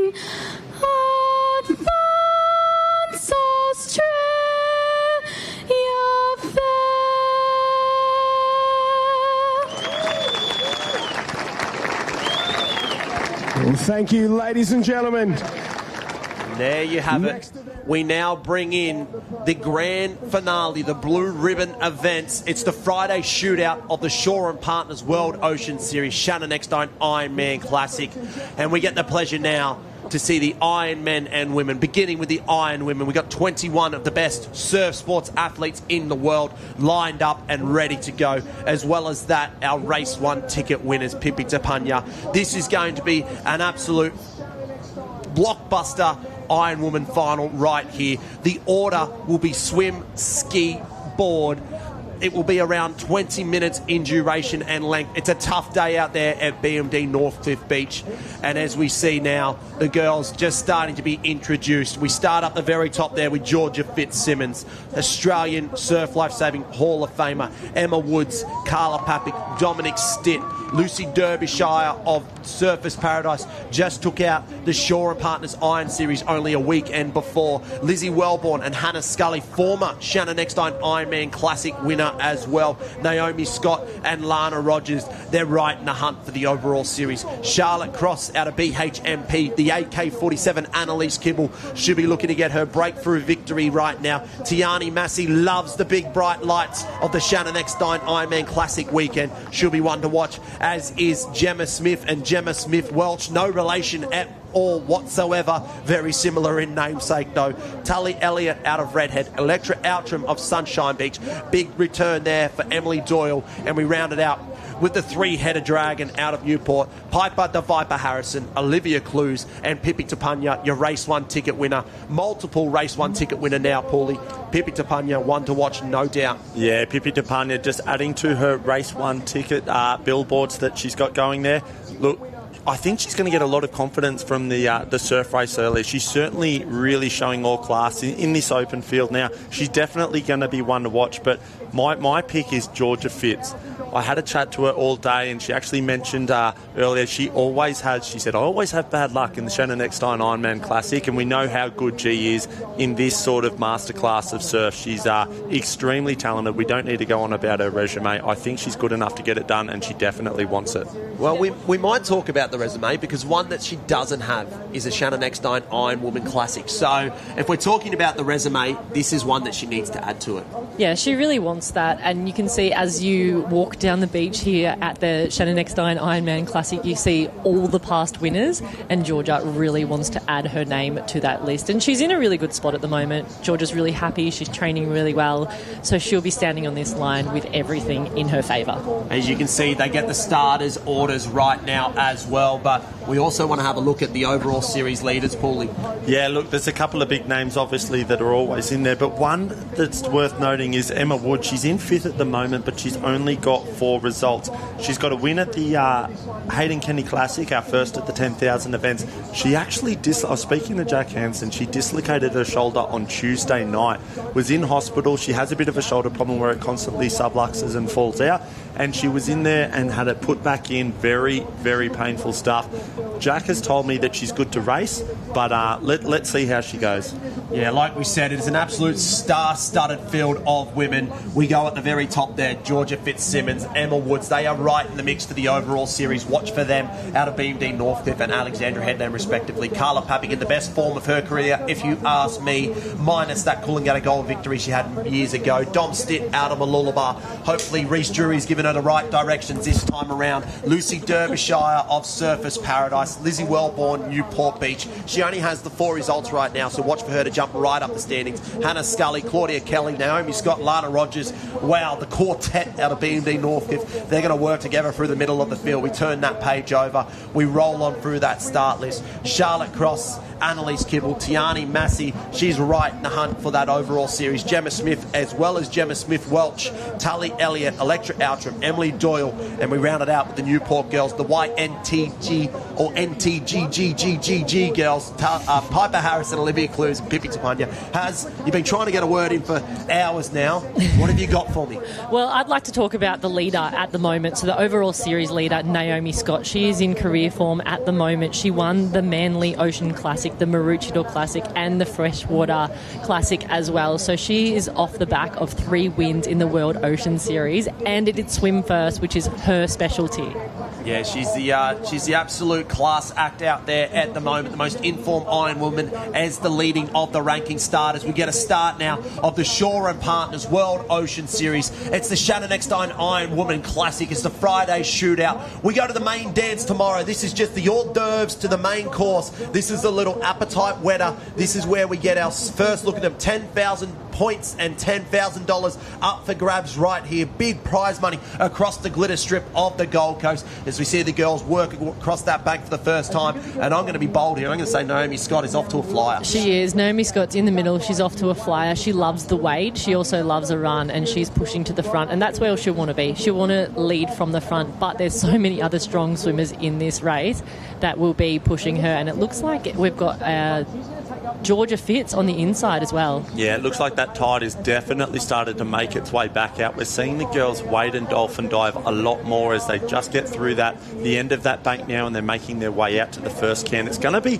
pretty difficult for us to call this race. I just had a notice there's 6 Newport and 6 BMD Northcliffe girls in this final. So, look, they're taking up the vast majority of this 21-person starting field. Yeah, that is incredible. That just shows the strength of those clubs. We talk about the super clubs, and Newport and Northcliffe, they are some of those super clubs we talk about. Yeah, there's a pack here that we can see from the drone, and it looks like it's Naomi Scott leading that pack. But what we can't see is actually Georgia Fitz. She's right on top there. She started in position number 1 on the line. Yeah, so she's right there on that north side. So she's in the worst part of the ocean. But I like there Pippi Tapanya, the young girl out of Newport. We speak so much about her, but it's so hard not to when she is such a talent right now. And she's got herself right in the mix. But have a look at the southern side start to move out. So the girls that have been drifted to the north, it looks to me like they're just starting to hit that dead water, while that southern side is getting a nice little flush out there, Pulley. Yeah, look, they are. You see the way that they're going under that water nice and deep. We talked about it earlier. That whitewash and aerated water is no good when you're trying to swim out to sea. So if you can see the greener water, there is going to be a little bit more of a rip and a bit more of a gutter where that water will be making its way back out to sea. So the southern end here is definitely starting to flush out for the girls, but it's still pretty level. Look, it's hard for us to get a read on where the first can is, because ultimately course management is what wins you races in conditions and races like this. Yeah, and it's also depending on whether there's a big set that comes through out the back there, but you can see there's so much water moving. You can see the sand, and it's about to turn green now, which will make it a lot more calm and comfortable for the girls. But it looks like that might be Naomi Scott who has taken the lead there. And then on the bottom of our screen there we have Georgia Fitz, who's also had a really good swim out on the southern side. Yeah, that is an incredible little lead that Naomi Scott has just worked in for herself at the moment. She's extremely strong. You're exactly right, Haz. She's so good at wading, dolphin diving, and getting across a low tide or shallow bank. And you can see now she's just really putting a little bit of power down on the way into that first can. I'm going to say she's got about a 10-metre lead maybe in front of Pippi Tapanya, as we're seeing the girls now starting to bottleneck into this can. Here we go. Yeah, there's a few of the girls rounding the can together. That is not a fun part of the race, and that will actually stretch Naomi Scott's lead a little bit because they'll be caught up with each other a little bit, and that will be her race plan. A lot of these girls go into the race with a race plan. They know where they're going to go. They know which direction, but it's also up to the ocean of what's going to happen, especially when there's surf. Well, that was how Naomi Scott won her world title earlier in the year, wasn't it? It was swim, ski, board, and from memory, she got out to just a very dominant opening swim leg, and nobody could really reel her in from there. Well, that's it. You put yourself at the front of the race, and potentially you get the wave that's going to take you even further away as the girls start to make their way back into the wave zone now. We're just trying to pick up. There's a lot of BMD Northcliffe. There's a lot of Newport. They are dominating this race right now. It's still Naomi Scott. See a little bump start to rise on up. Is it going to be enough for the leader? No, it's not. Right there in behind her, Georgia Fitzsimmons sits in second spot right now. So it's BMD Northcliffe in 1 and 2. They are just starting to come into the wave zone. We've seen it for the surf races today. The Jag's seat is right there. The opportunity for the Jag is on. But it's Naomi Scott out in front that's trying to find herself a leading wave. I can see Annalise Kibble just starting to swim into it as well. Trying to kick down that one is Georgia Fitzsimmons. She misses that one. That was the leader's opportunity now. Now you start to get worried in this spot, Haz. Yes, and then third place there we have is Lana. Oh, it looks like Georgia and Naomi are both on a wave. Leader's wave there, Paulie. Naomi Scott's pulled down one. Yeah, Naomi Scott has done so well to milk that for every last metre. There wasn't much of a wave, but she kept her head down. Big 6-beat kick, there's no doubt about it. She would have been bursting to take a big breath of air, but she's done so well getting onto that one. Georgia Fitz, unluckily, was just a little bit further to the south, and she didn't get much of a run from it at all. So Naomi's definitely increased her lead just a little bit for now. She has, and it's flattening out a little bit, but it looks like there's a few waves from the back as well that are coming through, which might bring some of the back markers. But Naomi Scott, she's in that dead water territory at the moment. There's a few little bumps coming through. As we see there, Tully Elliott of Redhead Beach, she pulls down that wave and away she kicks, as well as that another BMD Northcliffe. Emily Doyle potentially there, pulling down the front of that one there. Sunshine Beach, is that potentially Gemma Smith-Welch? She's a great swimmer. She's body surfing that one to perfection right now, but we're about to have our leader touch down on the sand. So at the moment, it's probably a 30-metre lead right now across this dead water, but these waves are just assisting these back markers every second. And it looks like Georgia Fitz has also caught a wave up as well, so she's done really well there. So it looks like our leaders are 1 and 2, which is BMD Northcliffe, Georgia Fitz and Naomi Scott, and it looks like it's really mixed up the back there with those waves coming through. I think G might have a better run at the line. She's just had a little bit of a straighter run straight at the first transition can there. Naomi had to run a little bit further back to the south, but she's not too far behind. But look at that. G Fitz, you know she's after. She wants the win. That transition she just did, she's absolutely flying through. Yeah, she really wants the win here, and you can see she's calm, she's collected, connected, and she looks where she's going to go. She would have made this plan with Floody before. She knows exactly where she's entering the water. She'll also have a look around as well, just to see what's changing with the water. Yeah, rolling through transition in those minor places right now. Gemma Smith-Welch, Lizzie Wellborn, so look for her. She only has the 4 results, as does Georgia Fitzsimmons. So these girls looking for their 5th result to add to the total to try and boost them up the rankings. They're trying to do the Courtney Hancock, the sneak attack where they surprise Naomi Scott on the ski there with Georgia Fitzsimmons side by side. It's all about course navigation right now, though, Paulie. Yeah, look, Georgia's doing so well. I had a chat to her earlier in her semi-final, and she said that her tactic was on the ski and the board. She wanted to try and go in on the south, hold that straight line, and when she got close to the impact zone, turn her ski down and run it with the sweep. Running it with the sweep is always going to be faster than going against it. So she wanted to hold that straight line and then just turn it ever so slightly to the left to see if she can get through that impact zone as quick as possible, and she's doing it perfectly at the moment. Yeah, she's done really well, and both of those girls up the front have done really, really well through the ski there, and both of them really enjoy racing in big surf, and that's the thing, it's really different when it's flat to when they're actually racing in big surf, and we'll notice that on the way in. It'll be interesting to see whether they make decisions to catch those waves or whether to pull off. Yeah, we can see a nice little passage start to open up for Georgia Miller as she goes right up into those sets right now. They're on that back bank, and you see it start to open up. She needs to put the left foot down to get around that. Naomi Scott got a clean passage as well. Sets on the horizon, though. They need to work. They need to push. This could be the race right here. Up and over they go. Bang! Through the first one. Naomi Scott has one more to get through. So does Georgia Fitzsimmons. Up and over. Will Naomi Scott get... She does. She gets through.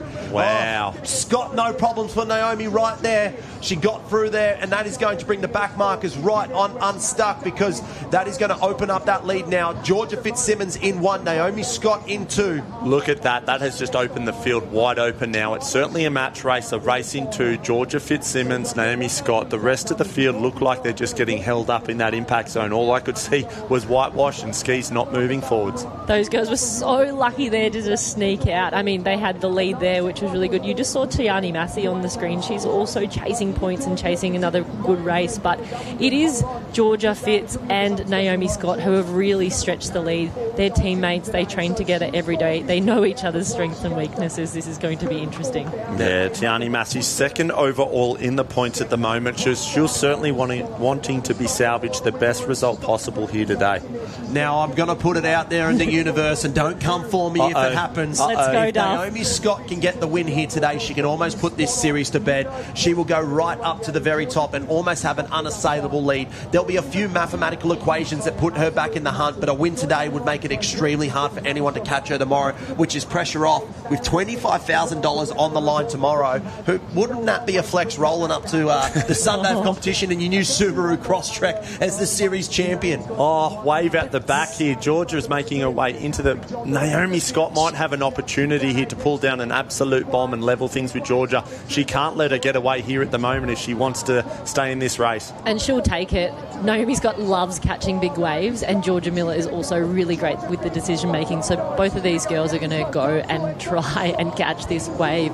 Yeah, Naomi Scott takes that one. Georgia Fitzsimmons pulls both off. Legs over the side. She's just trying to navigate this one. Might be the smart decision. It's all about course navigation, like we said. But Naomi Scott has snuck away. The Australian ski champion, the world Ironwoman champion. Georgia Fitzsimmons up the top of screen. Goes sideways. This is opening the door right here for Naomi Scott. She has navigated that break better than what Georgia Fitzsimmons has, as we can see, just going sideways now. Disaster there for Georgia Fitzsimmons. She spoke about the bad luck she's had on the Shannon Eckstein Ironman Classic weekend. That might be a display of bad luck there, because that lead, they went into the wave zone together. Naomi Scott has now opened up a 50-metre lead. She might be running away with the series as we speak. Well, they've still got a board leg to go, Duff, but that was so tricky for Georgia there. But she held on to her ski, which was really good. But Naomi Scott, you can see she knows where she is. She would have looked around, but she's just focusing on moving through, getting into that board race. There's one leg to go. Yeah, Naomi's definitely got one hand on the car keys at the moment with the board leg to go. But look, you don't want Georgia Fitz chasing you, but have a look at the speed of Naomi Scott. I haven't seen her do a transition that quick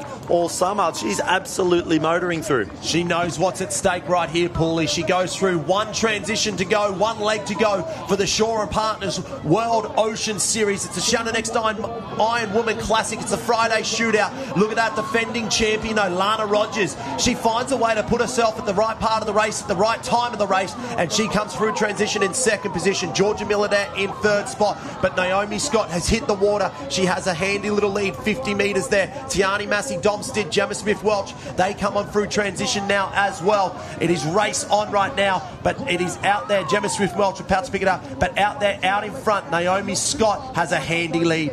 Naomi Scott does. She's lying down at the moment. Board is probably her least favourite, but she's still an excellent board paddler. She didn't run down very far to the south. I think the other girls have ran a little bit further than her, so this is going to be really interesting. Yeah, that's an interesting tactic when you're out in front like that. I thought it would have been the safer option to run down to the south a little bit there, but she's getting through. She had a couple of waves to pop up in that gutter section. She's into the middle of the gutter section at the moment. She's still got that outer bank to contest with. And you can see Lana Rogers looks like she's just in second place here. She's just pulling ahead of Georgia Fitz, but Georgia Fitz ran down, so it will be interesting to see what difference that makes out the back. And Lana's just been hit.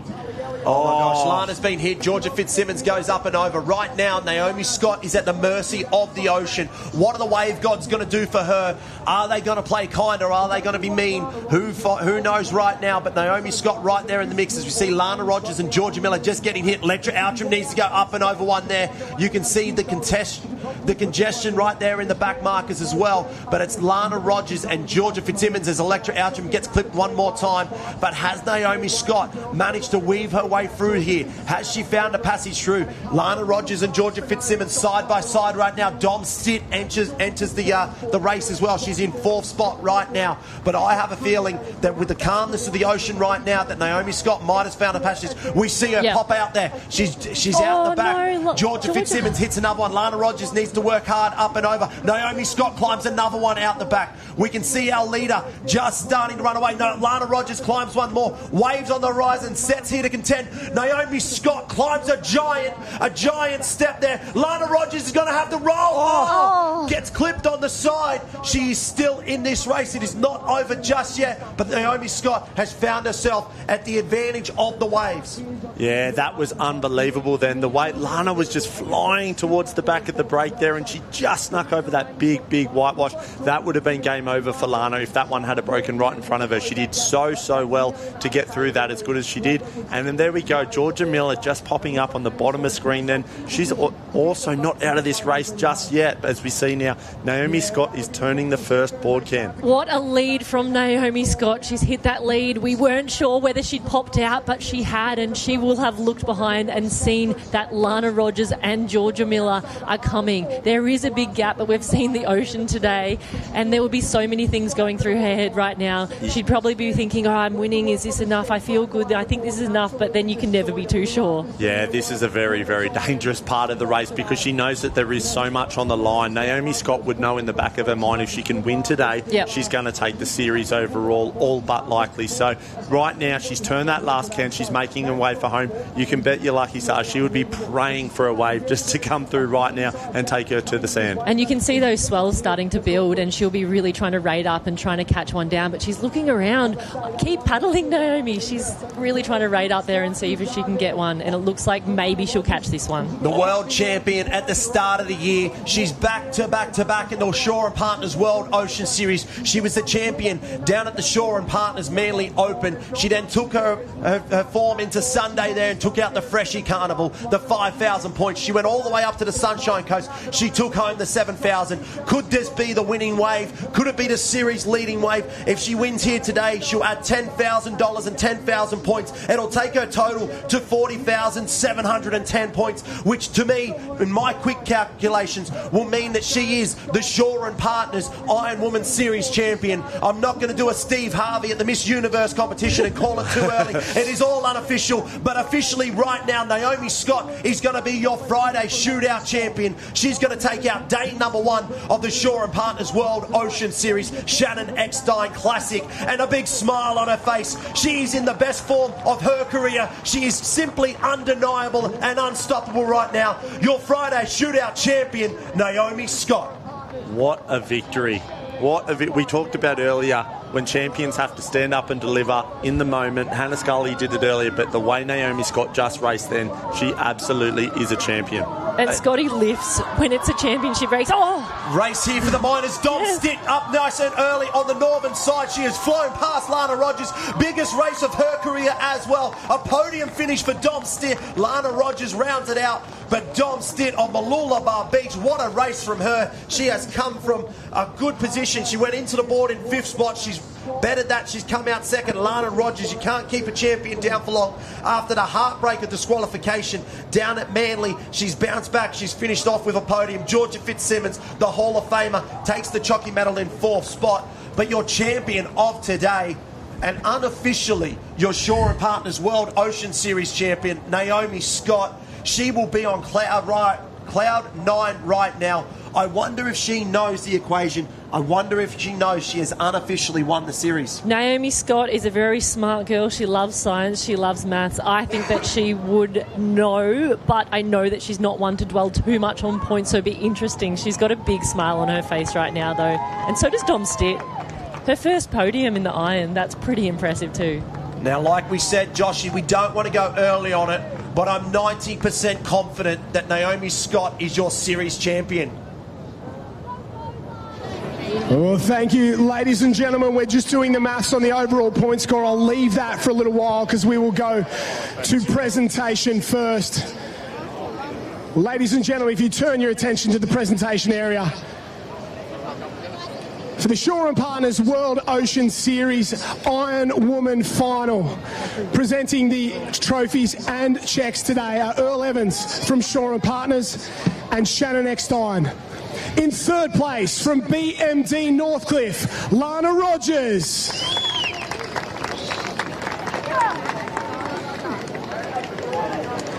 In 2nd place from Mooloolaba, Dom Stitt.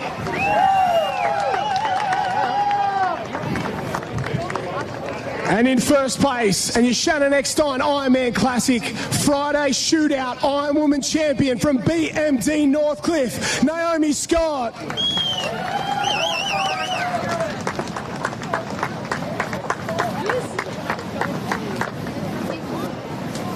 Ladies and gentlemen, please put your hands together for your Ironwoman Champion and place getters.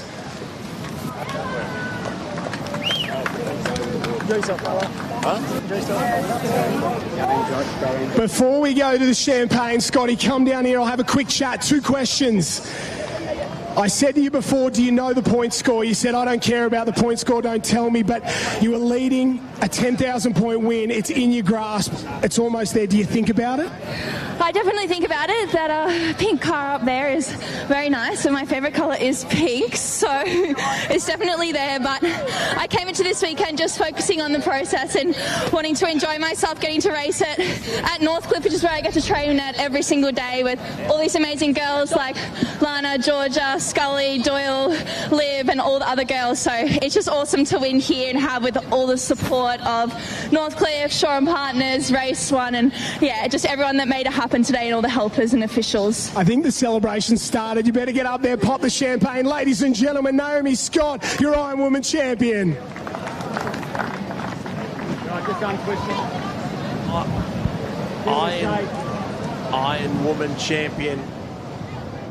Ironwoman champion Naomi Scott.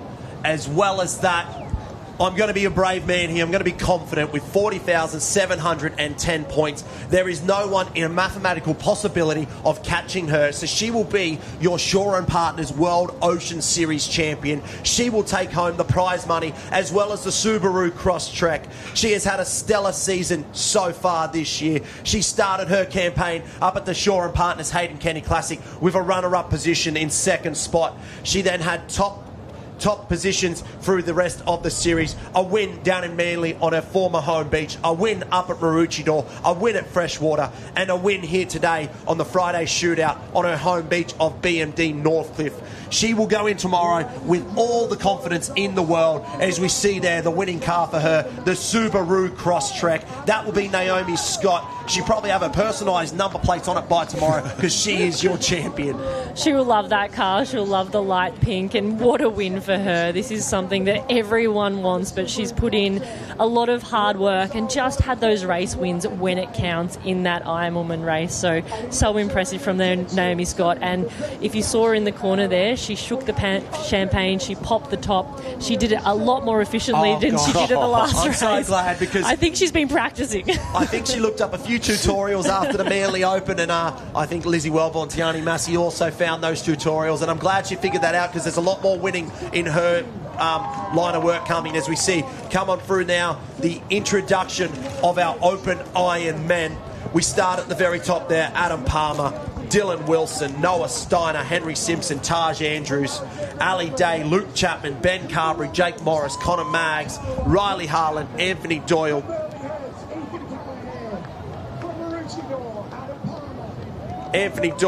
Sean Riley. Apologies there. I'm going to restart that one. Position number one. It's tough when you read the semi-final. I've been clued up here. So we're going to start again. Take number two. I'm just that excited after Naomi Scott took the victory there. It's Ali Day, Finn Askew, Noah Steiner, Joe Collins, Nathan McKenzie, Charlie Verco, Henry Simpson, Cooper Williams, Luke Chapman, Ethan Callahan, Adam Palmer, Ben Carberry, Odin Parrish, Kai Taylor, Joel Piper, Callum Brennan, Nick Middleton, Dylan Wilson, Taj Andrews, Matt Bevilacqua, and making an absolute habit of these Race 1 tickets, Noah Maggs. Yeah, look, they're making a bit of a pattern of this, aren't they? Pippi DePagna and Noah Maggs of Newport Beach there. One of the big omissions from this final is again going to be Connor Maggs, but we've got one of them in there in Noah. But look, this race is going to be on. We saw in the semi-finals earlier today, Ben Carberry had the sprint of his life for 8th place in the semi-final just to scratch into the final. He's the current series leader, and you've got none other than Ali Day breathing down your neck. So you can only imagine he's feeling the weight of the world in pressure on him at the moment, Benny Carbs. Yeah, we left Manly and we thought the series was all but Benny Carbs after Ali Day failed to make the final.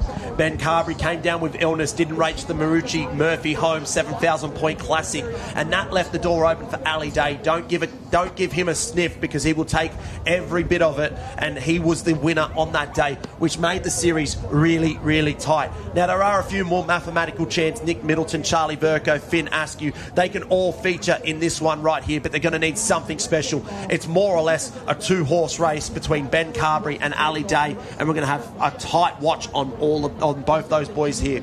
Yeah, Nick Middleton from Wanda, he's done so well this season with 2 third places at Manly and Maroochydore, so he is in career form right now, so he's one to watch out for. And Charlie Vercoe is sitting 3rd place in the overall point score. He loves these races. He loves this Ironman race. And you can see Bevy. Bevy trains here every day at BMD Northcliffe. And there's not many that do conditions or challenging testing surf conditions exactly like we have here, better than Bevy. Now, it's swim leg first. Normally that is Bevy's, you'd say, not that it is, he's a slow swimmer, but it's probably his weakest of 3 legs. But this summer, he's pulled out some incredible swim races when it's been swim first. So, look, he's up that southern end, and there's no doubt he's going to want to have the swim leg of his life. Well, you only have to think back to the Glenelg Sprint Challenge where Bevy won the Open Ironman, where he went as Noah Maggs. He's just going brave right here. He's throwing everything at it. But we go back to Bevy and swim first. Down there at the Glenelg Sprint Challenge, it was a swim first, and he came out of the water in 2nd spot, and you thought from there it was all but his to take. He then finished board in 2nd, board ski, so the order in his favour to have Kraft last if he has a good swim, but it's all about the swim, isn't it, Paulie? Yeah, the young pup Noah Maggs has backed himself, and he's taken a much straighter line. Usually you see your big strong boys like a Benny Carberry or a Jay Finesse doing something like that because they can hold their strength a little bit low. So if there's no sets that come through now, Noah Maggs might be able to get away with that straighter line, but I dare say if some big sets start to roll through, that sweep will be ripping, and I think Noah Maggs might have put himself a little bit out of the equation for this opening swim leg. As we see now already, the boys down to the south are absolutely flying out. They are flying, and I mean, you may as well just go for it and see where it gets you. But who we have in this Ironman final is actually our surf race winner, which is CJ Brennan. So CJ Brennan from Currumbin.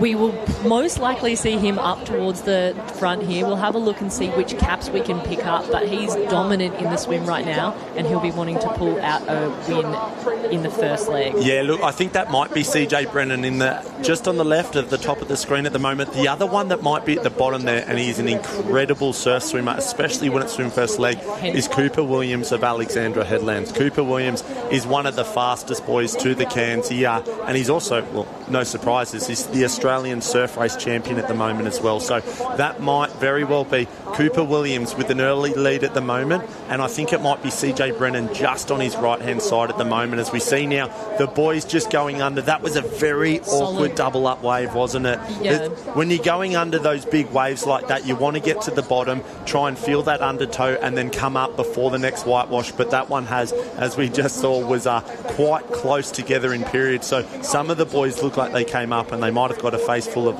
whitewash, which is the absolute worst, isn't it? Oh, it is actually the worst because you're trying to breathe, and then when you breathe, there's just water right in your face. But it's hard to pick. Like, these boys wouldn't have been able to see when that double up was coming because it's just waves of water, so walls of water in front of you. Exactly right. When you're swimming, obviously your eyes are only at water level, and if you've got 4 foot of waves out in front of you, it's very hard to see beyond that. But there we go. I'm going to definitely say that is Cooper Williams of Alexandra Headlands. He's opening up a little bit of a lead now, very strong. If it's not Cooper, it might be Henry Simpson. Henry Simpson's also a really good swimmer, but it does look like the stroke of Cooper Williams. Yeah, look, I think it might be Cooper Williams at the moment. CJ Brennan there in 2nd place just behind him. We can't yet make out the third place at the moment. There's a little bit of it's stretched out a little bit more than I thought it would have, to be honest, for the first swim leg. But Cooper's got his own water and he's absolutely flying at the moment. If he can get around and pick up his own wave and stretch this out, sometimes it's just too far to pull them back. Sometimes it is, but let's see if we can see where Ali Day and Benny Carberry are, because they're the ones who are looking out for those points. Yeah, it's really tricky. It's Look at that white water moving. You can see from the top of the waves that whitewash is just ripping across to the north. So that's just a sign of, I guess, how strong that southerly wind is at the moment. As we see now, the boys starting to enter the impact zone. They're on their way back. Yeah, the wind's so strong that it's actually playing havoc with our drone on broadcast. So we're at this shot for now, and it may be what we've got. The weather has turned absolutely crazy down there at the Shore and Partners World Ocean Series on BMD Northcliffe Beach. The Gold Coast, normally known for its sunshine and lollipops, but here we're getting the wild weather. It looks like we're back now with the waves as well. Here we go. Who's going to kick down that one? Anyone? No. 2, 1. Oh, one has come from nowhere there. Unbelievable body surfing. Oh, it doesn't go on with it though. CJ Brennan, he's in form at the moment after winning the surf race earlier. And look at this, the Jagger seat. Good to see there. Noah Steiner back in the mix as well. Big Papa Pump. He's been flexing his muscles all morning long. And here we go. Who's got the skills right now? This is where we go. And we see CJ Brennan though with some great swimming so far here today and some great skills. But I love to see there the wonder cap of Noah Steiner right there in the mix. Isn't that great to see Noah Steiner back from injury here? He was training for the Iron Series trials at the start of the season, suffered a bit of a forearm injury and had to take some time off. He was a little bit upset with that, but look at him. This is the first event he's back and he is flying. He's just picked up another wave through the gutter here. This one's going to take him to the shore. I don't know how the rest of this race is going to unfold yet, but he's certainly going to stand up in first place. Yeah, Cooper Williams just in behind him as well, lurking. Cooper Williams loves a swim first in an Ironman, but I have been absolutely in awe of the comeback there from Noah Steiner. Hasn't raced all season long due to injury, so to bounce back in the form that he has is a testament to him and his team there at Wanda. Nathan Smith, an Ironman legend. He's a former Australian champion, knows exactly what to do. Looks like Mark Simpson there as well, his handler, just barking orders. So Big Papa Pump flexing right now as he comes on through transition. Cooper Williams, he's right there as well. And they have broken away now from the chase pack, and you could probably say the chase pack is worth about 10 to 15 deep. Yeah, they've got a very handy lead at the moment. We can just see on screen the boys, or the majority of the field, making their way out of the swim race there as Noah Steiner throws his ski down and Cooper Williams on straight behind him. These two boys have got a nice little stranglehold on the lead at the moment. And you can see the rest of the pack all running through. You saw Benny Carberry, Matt Bevilacqua. There's quite a few all running through. But you notice there when they drag the ski in, because it's so windy, they're actually not dragging it too far down because it's so tiring to drag that ski into the wind. There we go. As we see now, Ali Day just making his way into the water, as is Ben Carberry. They're about 10th to 12th, I'm guessing, at the moment, but they've got a little bit of work to do. And we've seen how dominant he is. Wait till you see this ski leg from Benny Carberry. He did it this morning in the semi-final. What was it, Duff? He went in about 13th or 14th position, and he came out in front. It was an absolute phenomenal ski paddle. But then he found himself in trouble again on the board and had that sprint up the beach to qualify. As we see Noah Steiner start to climb some waves out the back. Cooper Williams has got a nice little passage out there on that northern side of the Gold Coast as well. He looks like he's there as Noah Steiner is going to go face first into one there. Cooper Williams has parted the seas like Moses, and look at the chase pack in behind Paulie. They are scattered across the break here at Northcliffe. We've talked all day about everyone going down to the south there, but Cooper Williams has thrown caution to the wind, and I dare say he's gotten out the back there on that northern side. He's gotten lucky, he's snuck out the back. He's going to have a very handy little lead at the moment, I think. He is going to have a handy lead, but Noah Steiner has found a way through as well, and he's got a better line to those Shore and Partners turning cans, with Cooper Williams having a long way to come back at the moment. Those two very clear out in front. And we go back, and I did see the ominous figure of Ali Day start to move through the field. He hit the water in about 15th position, and for me, I reckon he's back into that top 6. He is so fit at the moment, Ali, and I love watching him race. I love watching him push through so much pain to get out there, but it's these two ahead. There is a massive gap back to third and the rest of the pack. But we saw this in the girls' race. 2 of them pulled ahead, and only one of them actually held it all the way through to the wind. Yeah, that's right. It is very, very tricky and challenging. We talked about how strong that wind is. These skis are 17 foot in length. They're 18 kilos in weight. They're very challenging, as we see. Dylan Wilson getting absolutely annihilated back there in the middle of the break. He has caught one straight to the face, as we see now turn for home. They've picked up some runners as well. It's Cooper Williams on a nice little bump, as has Noah Steiner. They are surfing these to absolute perfection. They're going to turn for home now. We're in the middle of here. The Shore Partners caught up on the can. Cooper Williams gets one that you can just see the wind picking up behind him. It is blowing an absolute gale right now. But as you were saying, we're here in the middle of the Shore Partners World Ocean Series. It's the Friday shootout of the Shannon Eckstein Ironman Classic. It's a double header. We come back tomorrow for the big one. There's $25,000 on the line tomorrow. There's $10,000 on the line, as well as the series, the car, the Ironman that tops the series goes home with the Subaru Crosstrek, and Noah Steiner on the comeback from injury pulls down a nice little wave. He's going to even the score with Cooper Williams, and out the back, Matt Bevilacqua found one as well. A race in two right now, but I can see Bevy out the back surfing one home, Pulley. Yeah, look at that. Cooper Williams and Noah Steiner, they've done very well. They've got to hold this straight.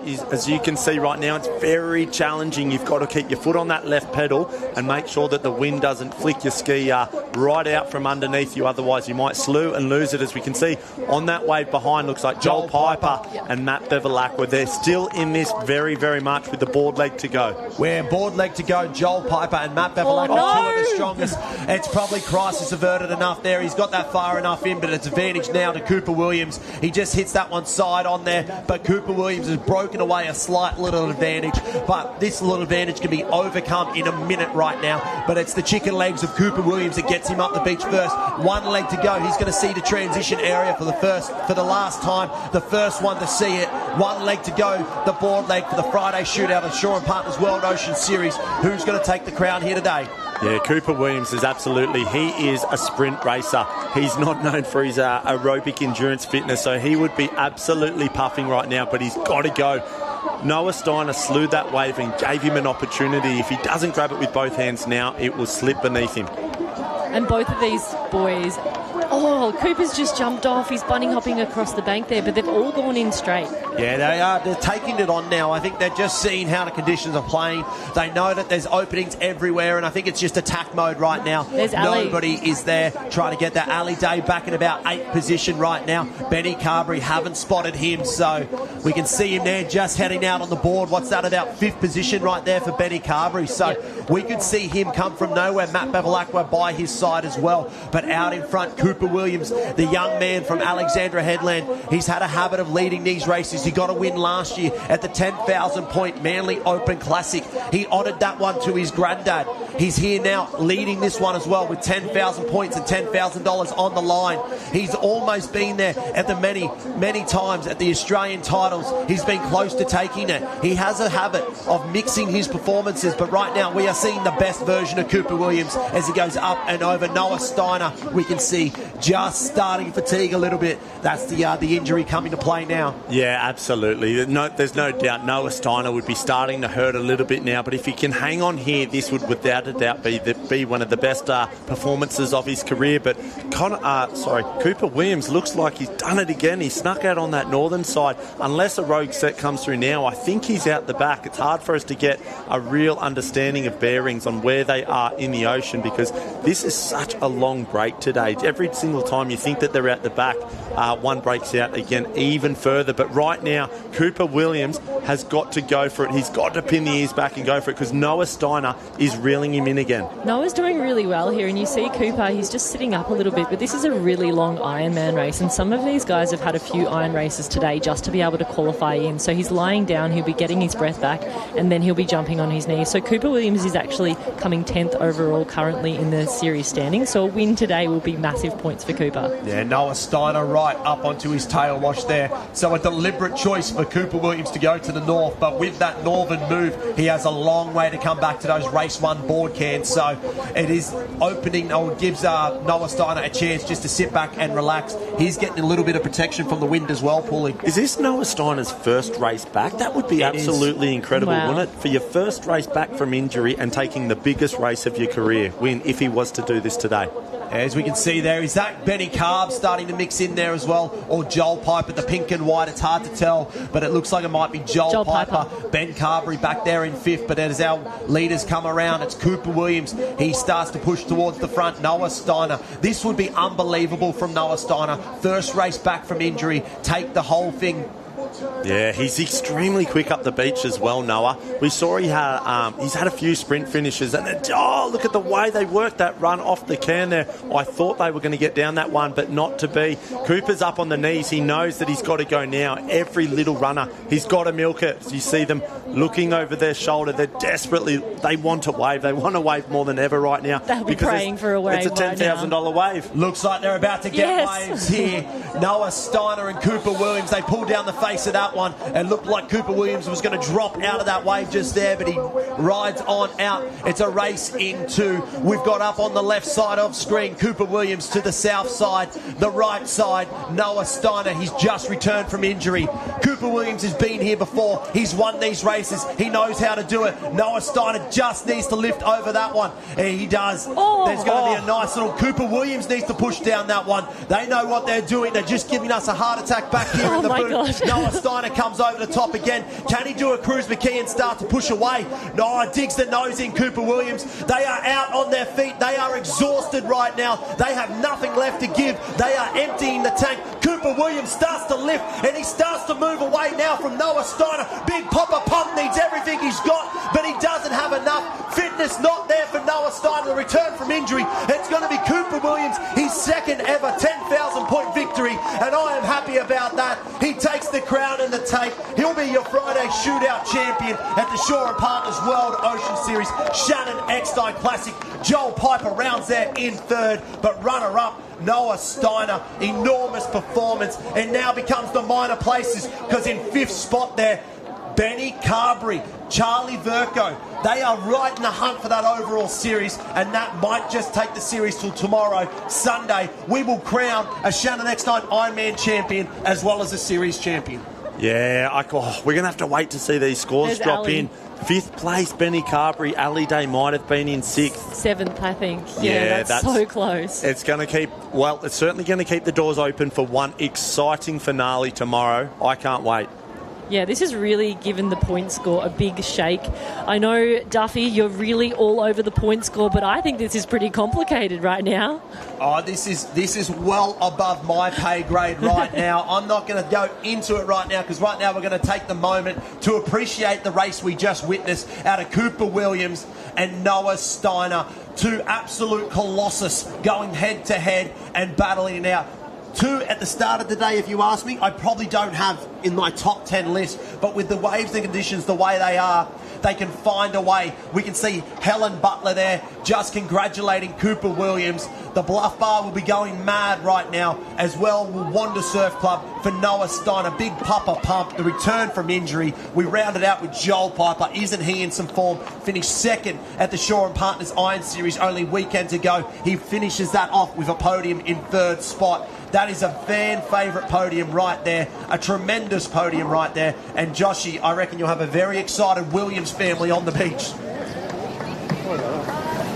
Yeah, there's a very excited couple of men and women down here after that one. Ladies and gentlemen, if you turn your attention to the presentation area, we have the Shaw and Partners World Ocean Series Shannon Eckstein Ironman Classic Ironman podium.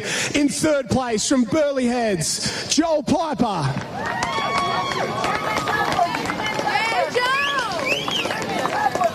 In second place from Wanda, Noah Steiner. And in first place, and your Ironman champion from Alexandra Headland, Cooper Williams. Cheques and trophies are being presented by Mr. Earl Evans from Shaw and Partners. Ladies and gentlemen, please put your hands together for your Ironman champion and place getters.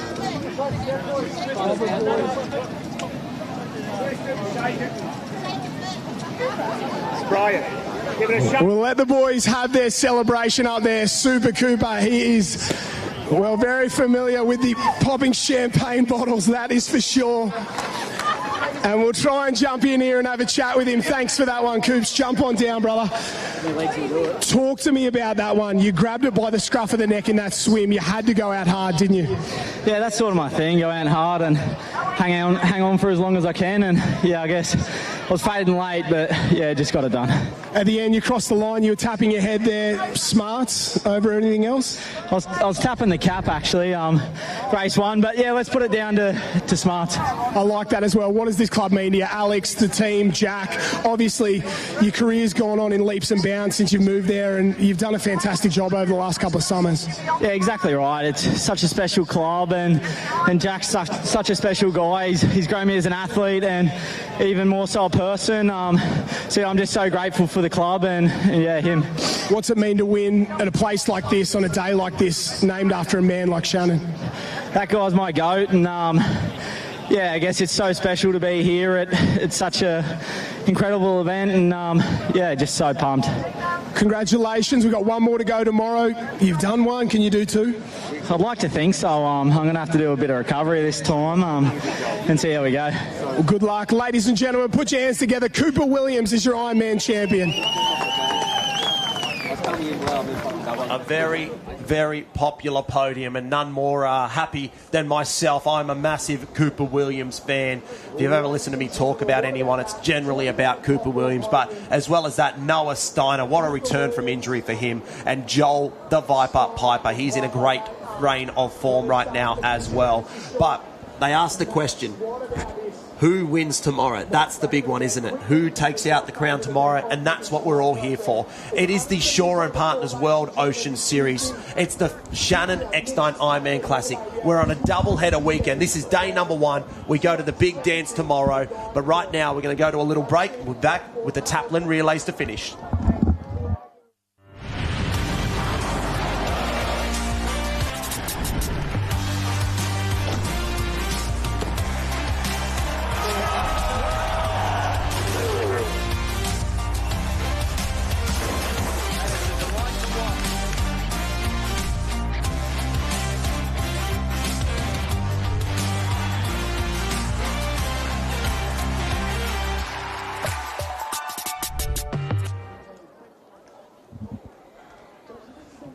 And welcome back to the Shore & Partners World Ocean Series, the first ever year of the Shore & Partners World Ocean Series. We are on grand final weekend, that being the Shannon Eckstein Ironman Classic.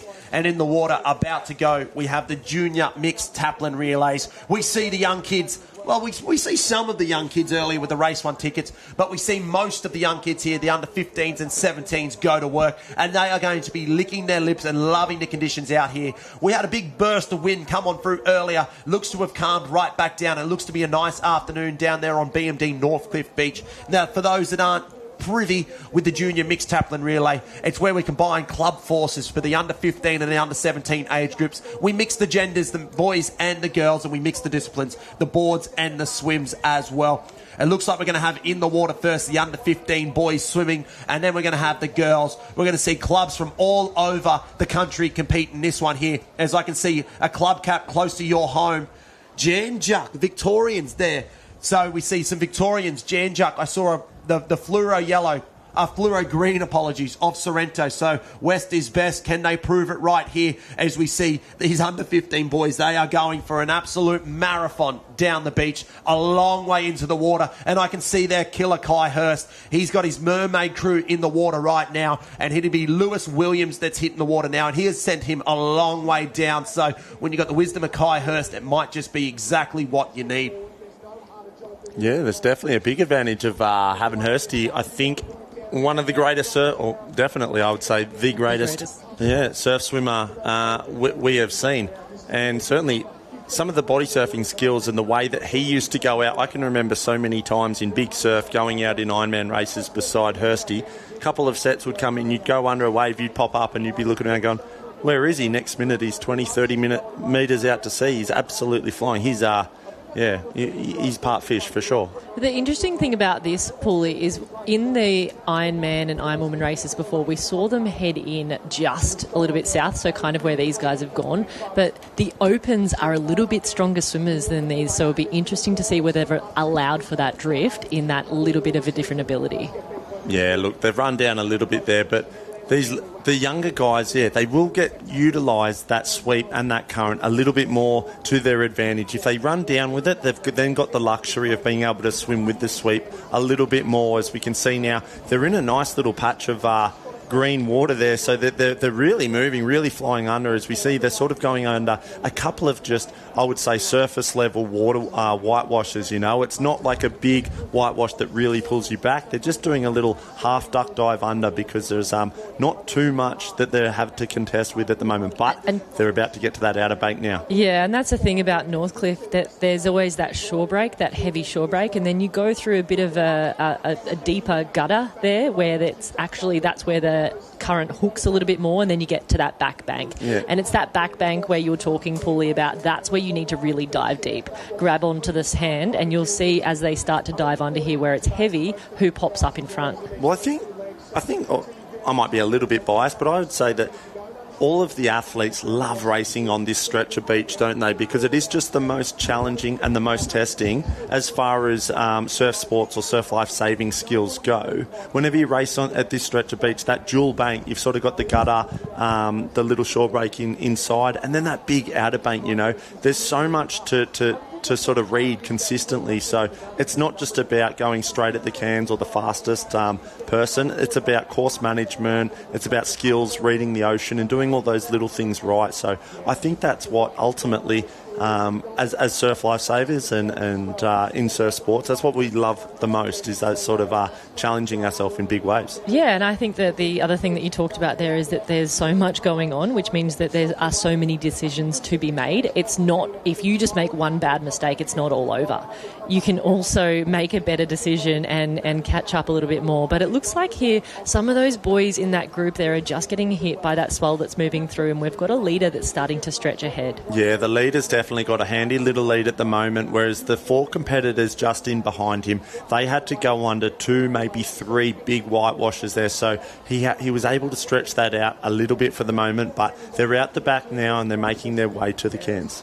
So we'll go through the official start list of this junior mixed relay. We've got the champions from the Shaw and Partners Hayden Kenny Classic, Alexandra Headland. They're in the mix there. The Black Swans of Maroochydore, Avoca down there on the Central Coast. The Coogin Headland Pirates, they were the winners down at the Manly Open. Mermaid Beach, Newport, the winners at the Swansea Belmont Challenge. BMD Northcliffe on their home beach. Burleigh, Sorrento out of the West Australian state of Australia. Swansea Belmont, Janjuk out of Victoria, North Burleigh and Manly A. So 13 teams in the mix, and I reckon that is Maroochydores Black Swans that are right out in front at the moment, with Sorrento out of WA in second spot, Newport or Alexandra Headlands, apologies, in third. We then go back to Redhead of Newcastle and Burleigh Heads Mowbray Park. That'll be your top 5. Yeah, I think that might be Stanley Jarrett of Maroochydore out in front. He's a very, very strong swimmer. It's Maroochydore out in front. It's hard for us to tell at the moment, but he's got a very, very good lead though at the moment. And the interesting thing about this, Duffy, you went through all the past winners of this junior mixed Taplin, but it's not consistent who is in this race, because it is 1 under 15 male and female, 1 under 17 male and female, and it mixes up who's doing the swim and who's doing the board. So there'll be really different strengths and weaknesses when it comes to this race, depending on what discipline is picked and whether it's male or female. Yeah, you can see the boys now start to look around to see if there are any waves on the horizon. They're looking under the shoulder, and it looks to me like that wind has dropped right off, and we got a little bit of calmness. Can the Maroochydore Black Swan boy pick it up? He can. Can he kick down it? No, he can't. So he almost had his opportunity there to kick down the front of that one. We are looking now at second and third, Newport and Sorrento. Over the falls goes the Maroochydore Black Swan. Has he held on to that one? He has. Great body surfing skills from the young man right there. He has kicked right on through with that one. Head down. That is great technique. What surf skills on show from the youth right here. This is an unbelievable display of surf skills. Body surfing to the absolute supreme. That is not out of the ordinary. For an open competitor, that is extraordinary. That is so impressive. For an under 15, so under 15 male just milked that all the way to the beach there. He's dolphin diving across the gutter, but that was really impressive. Yeah, great display of surf skills there. Even the way he got up, the minute he knew that whitewash had died out and went straight into his dolphin diving, that was textbook, some would say, for the Maroochydore boy. As he makes his way up the beach now, he's powering. Yeah, that is a handy lead that he's going to have, and he's going to come around and he's going to tag his under-15 female teammate, and they are going to go back out. We look there for second spot. Looks like Alexandra Headland's come through on a wave right there, so they've put themselves right into the hunt as well. The tag is made for the leader right there as they cross paths, almost collision. Someone get some road control out there. They've almost had a collision. There was a collision earlier though, wasn't there, Paulie? Yeah, there was down in the under-17s. Little bit of carnage as one of our spectators got a little bit excited, stepped out onto the field, and one of the boys was taken out. This is the thing in conditions like this. When you're having to run so far north and south because of big sweeps, sometimes people forget a little bit of spatial awareness in the racing, and sometimes I've been guilty of it in the past. I've never had a collision, but sometimes you sort of walk out and you're like, oh, there's somebody coming, and I'm mid-transition here. That was Sorrento just running through there, but yeah, it was definitely happening down in the junior areas this morning, because the other thing about the junior areas, there's a lot of parents that love to be in a mix on the line cheering for their athlete, and that's what also creates a little bit more chaos as well. Yeah, look at the way there. That's a great little lead that they've got now, is that Sorrento that's gone out in second place at the moment, and Swansea Belmont, they're just standing up. They're going to make their way around at the moment. So Maroochydore made a really good first leg of this, certainly opened it up, and it all came down to, in boards and skis, it's very difficult to sort of pull away 10 metres or get that sort of a little bit of a gap. But in the swim leg, if you get that body wave and you capitalise on that and hold that all the way to the beach, it's really hard to pull back those sorts of metres.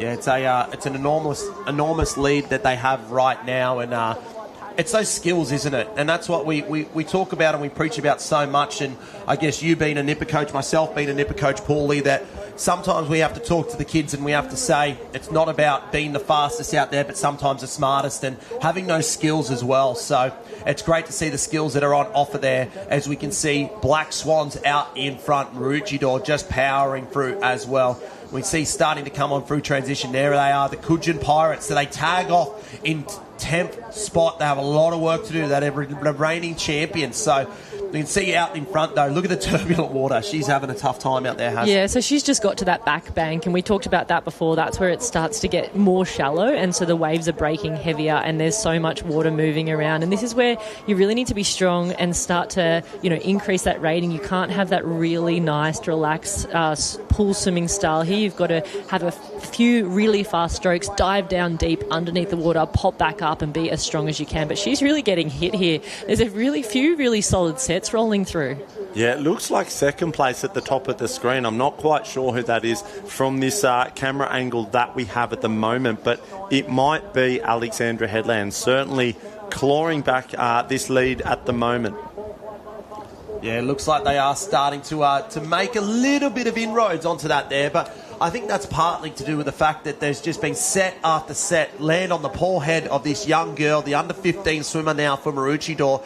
She had a very handy lead going into it, and she has just copped wave after wave after wave, and there is nothing more demoralising than not being able to get through because of the surf conditions. For sure, but you can see now she's into that green water, so that's where the break has stopped breaking, and this will be a relief for her. She'll know that she's out through. Oh, I spoke too soon. She's just been hit by a rogue one from the back, but it looks like she's nearly out now as the camera pans across. You can really see the difference there between the Maroochydore swimmer out in front and the other girl who's just getting hit through the shore break. So this is a really nice win. This is a really long swim for these girls. Often their swim races are a few minutes, and this looks like it's a lot longer than it usually would be at a regular surf carnival because of the break here.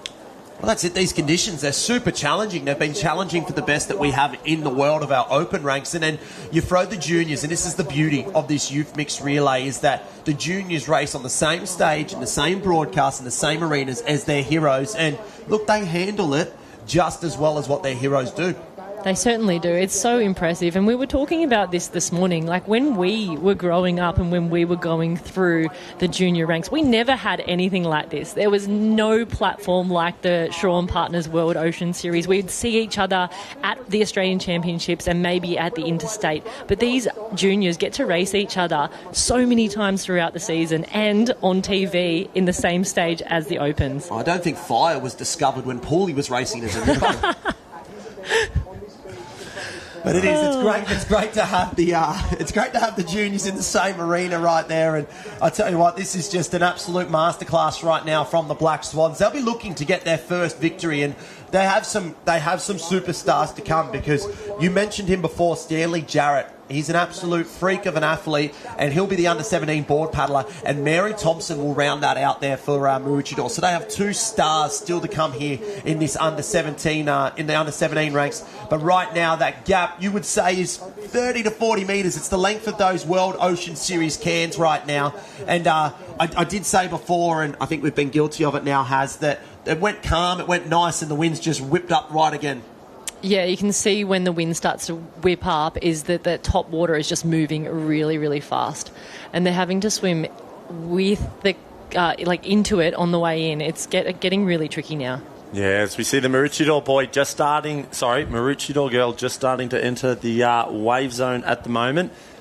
She would be praying for she's got half the skills of her partner that went in the leg just before. That was fantastic.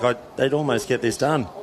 I would say if she has half the skills and she gets a wave and gets away from them, then you can almost say it is done. But there's a lot to be written, and it's surf life-saving and surf sports, and it's never over until you cross the line. We've seen it too many times before. Connor Maggs, almost in disastrous fashion in the Iron Series 2 weekends ago, almost didn't get the job done. Mitch Morris is another great example of it. Had the win, had the finger in the air and went tumbling down, and Mitch Trim, he is having nightmares of the finish of Corey Fletcher. But trying to pick up a broken wave, the hardest skill in surf life saving, and it looks like she might have done all right. Looks like there she is. She just pops up there, but a nice little ride in from there.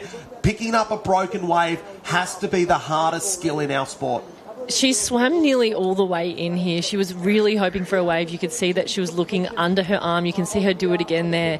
But she's got to this spot where the waves are just breaking on her. It's a really tricky spot. But what she's trying to do, even if she can't actually catch it all the way, she's trying to get it to move her as far forward as possible, because once she gets into here, she's into the gutter. These waves start to dissipate, so they're a little bit more tricky to catch here, and she just wants to get ahead as far as she can. She nearly did. She almost kicked down that one there. That was good.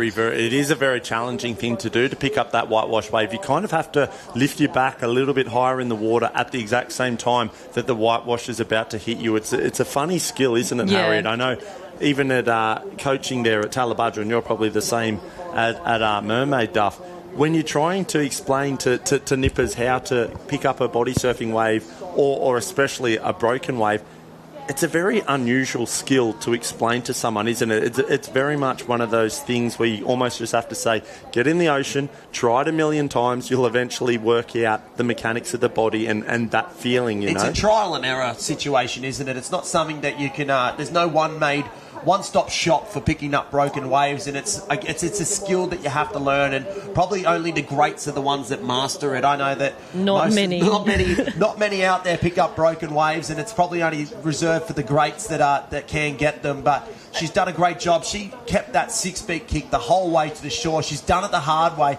but she's kept her lead for a Maroochydore club. Alexandra Headland trying to chase down just in behind her, but it's still a very strong, handy lead for the Black Swans as they come on through for the youth mixed relay. Yeah, she's done so well there. That was a really solid swim. She kept it up all the way through. You saw as she popped up, she just wasn't quite sure where she was because there was a lot going on. She looks up, someone yells, all right, we're heading this way. You saw her switch on, and she's heading down to tag her board paddler. Yeah, look at that. There we go. They've made the tag now. He's the fast. under-17 board paddler making his way out. He's absolutely flying off the beach there. But look, Alexandra Headland's just making their way around that first transition. There is still a handy little lead. It's about 40 metres or so, but that Maroochydore paddler is explosive across that bank at the moment. Yeah, he really had that rating up, and you can see the difference too between the running speed. If after someone's done a really long swim race, they're absolutely gassed when they're trying to run around, to then the fresh legs of the board paddler who's just running across that bank and just up and over that wave. That was really skillful. Yeah, we've seen the Maroochydore paddler, looks like he took a much straighter line going out, whereas the Alexandra Headland still ran down to the south. Now, it's hard for us to really tell without seeing the ocean with our own eyes, but Cooper Williams was kept taking that northern line, so maybe the surf has started to change a little bit, and there is something or an opportunity that the athletes are seeing to get out on that northern side there. I find it really interesting when they make different decisions because they've been watching the same ocean the whole time, and so when it comes to not a really strong there's not one definite decision. I love that because sometimes the wave can open up and it's not always the same when there's a set out the back, so it's a little bit of a gamble as well. What did you prefer to do, Harriet, back in when you were racing? If you were out in front, first and second with somebody else, do you stick with them and think, if I'm going to get the wave, she'll get the wave and vice versa sort of thing? Or would you, if you're running in side by side, try and split away and take a different route? So it really depends on what leg it was. If it was a swim leg and I was running in with someone like Georgia Miller, I would run with her and try and get on her feet. If it was a board leg and I'd already planned out where I was going to go, that's where I would back myself. So the craft leg a little bit different. Swim leg, I'd probably follow if they're quicker than me. Yeah. What about you, Paulie? It was a mix of things. A couple of times you'd be running around with Shannon and you'd try and stick to him like glue because he'd never miss a wave. So you'd always try and mix with Shannon. But and he's smart too. Very smart, very, very calculated. So, but certainly, much like you said, if you're running in beside, Matt Bevilacqua in a board race, you're not going to go a different direction, are you? So, yeah. But I think one thing I like to do too is back myself. So you see some of these kids or junior athletes that we have here, they'll have made a plan, and sometimes you see them actually change their plan because they see someone else running in somewhere else and they start to deviate from that, and that is what you see when you don't see a huge amount of confidence. And I see that in juniors. You guys probably see it in nippers all the time. Yeah, we've got the two separate lines of the course right here coming out to play. Alexandra Headland, they went on that southern side and they went a bit more direct. Meanwhile, on Maroochydore Black Swans, they went to the northern side where Cooper Williams was finding much success, and it's the southern side that's had the best of it there. Maroochydore was first out the back with a long way to paddle back, though. It's made it really, really difficult. So Alexandra Headland's just come in underneath him there, taking a bit more of a direct line, and they have come through. Now the back markers third through the 13th. They got absolutely worked on that back bank, so this gap has opened up even further. Yeah, look at that. Alexandra Headland's taking the lead now for the first time in this race so far, and a nice handy little lead as well. Isn't it funny, just in the split decision, just like that, we talked about it before, taking a different route, and then now all of a sudden you flip the race on its head. Yeah, this has been a huge move from Alexander Headlands. He made that decision. It obviously worked in his favour. He's also paddling really well. So on the way in, he's got his rating up. He looks really strong, and he's going with the ocean. Yeah, look, he's absolutely draining those runners out there at the moment. He's got a very high sort of bouncing stroke where sometimes he's able to just those small little knee-jerk movements, and look at that. It looks like he's done enough to pull himself onto a wave. That was unbelievable. Off that cairn there, the way he took those runs and he turned it into a wave. That has been a killer leg for the Alexandra Headlands boy. Yeah, that has been a star-studded leg, and this is their trump card right here. Kyton Pickering of Alexandra Headland, and he's trying to work over that one. Now, the big question right now is Zoe Woods, the one that will be tagged here. I know that she had an injury or a bit of a medical episode only weeks ago, something to do with her heart, so I don't know if she's back in action just yet. If it's not, I'm not sure who it would be that gets tagged. As we can see, though, the back markers, they've picked one up. That'll be Harrison there. Off there on the leader there. He's still, look at that. Good recovery. Skills, good recovery. All part of the plan, if you ask him after.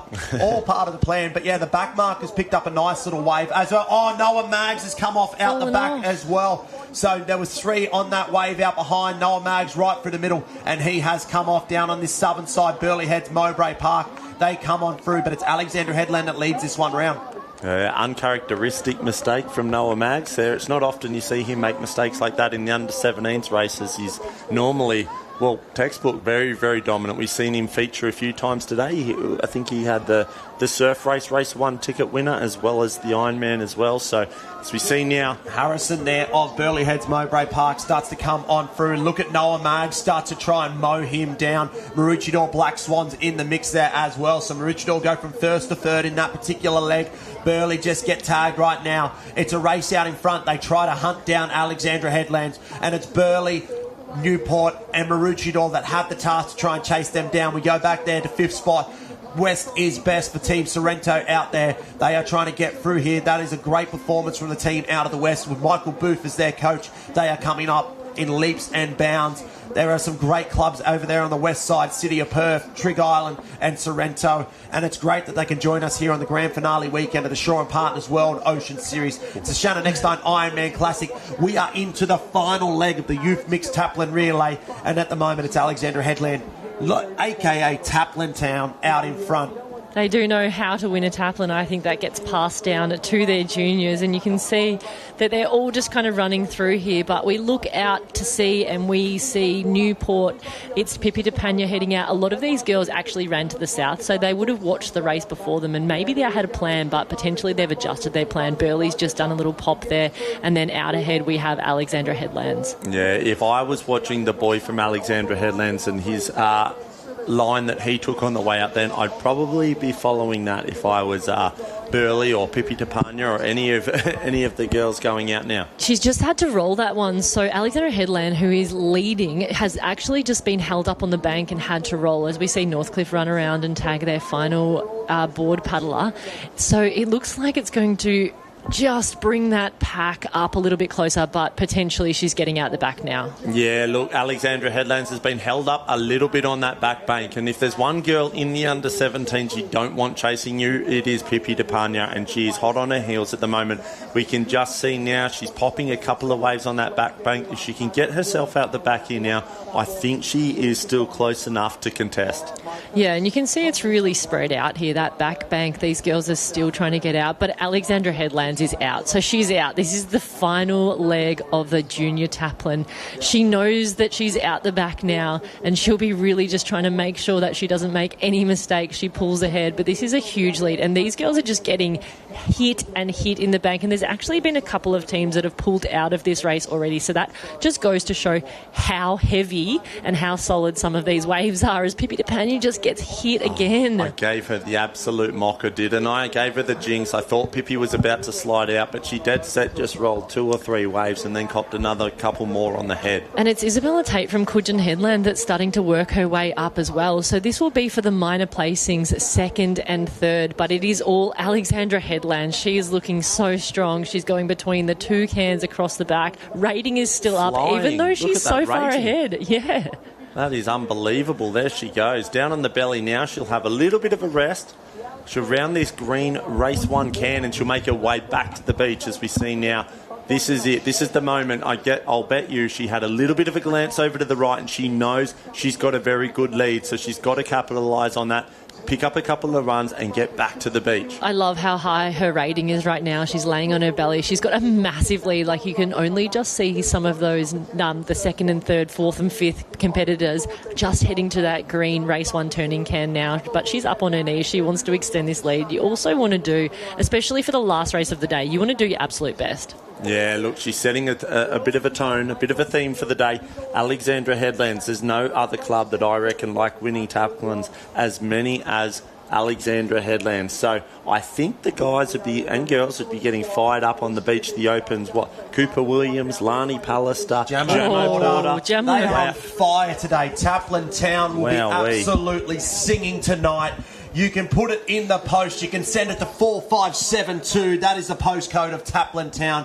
And you can take home the victory once again, because they are the first 2-time winner of the Youth Mixed Taplin Relay. They were the winners up at the Hayden Kenny Surf Classic, thanks to Shaw and Partners World Ocean Series. And they'll be the winners here on the Shaw and Partners Shannon Eckstein Ironman Classic weekend. It's the Friday shootout. It's the first day of the double header, and it's going to be Alexandra Headland that take out the Youth Mixed Taplin on the back of some strong performances. They navigated the conditions. They controlled the surf. They picked their path out, and they have taken victory right here. And it's going to be Taplin Town singing once again.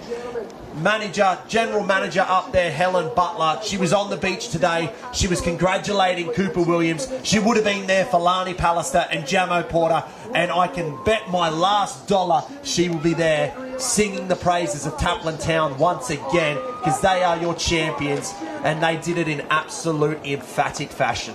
Alexandra Headlands have had a winning day, haven't they? Lani Pallister, Cooper Williams, Jamo Porter, and now the youth Taplin team. 4 of the 9 races today going home to Alexandra Headland. So they have had a stellar day, and there's ominous signs going into the grand finale day of tomorrow. Look at the race here for the Miners. 2 superstars, Isabella Tate and Katie Reese. They go toe-to-toe right now. Swansea Belmont there at the top of the screen. Coogin Headland down the bottom. Who's going to get the minor places right now? Katie Reese starting to fly across the sand. She's going to round out. She'll be your runner-up, as will Swansea Belmont. And then Coogin Pirates couldn't go back-to-back, but they'll take a podium position, no doubt about that. Your official podium there, Alexandra Headland, Swansea Belmont and Coogin Pirates, or the Coogin Headland Pirates, I should say. But very strong performances there from the Youth Mixed Taplin Relays. Great result as well for Avoca Beach and the Central Coast. Trevor G, the head coach, will be wrapped with that one as well. What a great initiative and great race this is. I hope it's back next season. Oh, I'm sure it will be back. I think everyone loves it, and their athletes especially, they love it. But we saw a lot of moving there. So there was a lot of mixed changing in positions there for Swansea Belmont and Coogin Headland, especially, and Avoca to come up into that top 4. As well as that, it looked like Newport finished there in 5th spot, and Mermaid Beach as well mixed in the mix there. So round out the top 6. If this is an Australian Championship, they'll be your point getters. They'll be your championships. Now the final event of the program, the big one, $12,000. Big bucks. Woo. Big bucks. $12,000. When the briefing came out during the week and I saw the prize money and I saw $12,000 for the mixed taplin, I had to ask if it was a typo.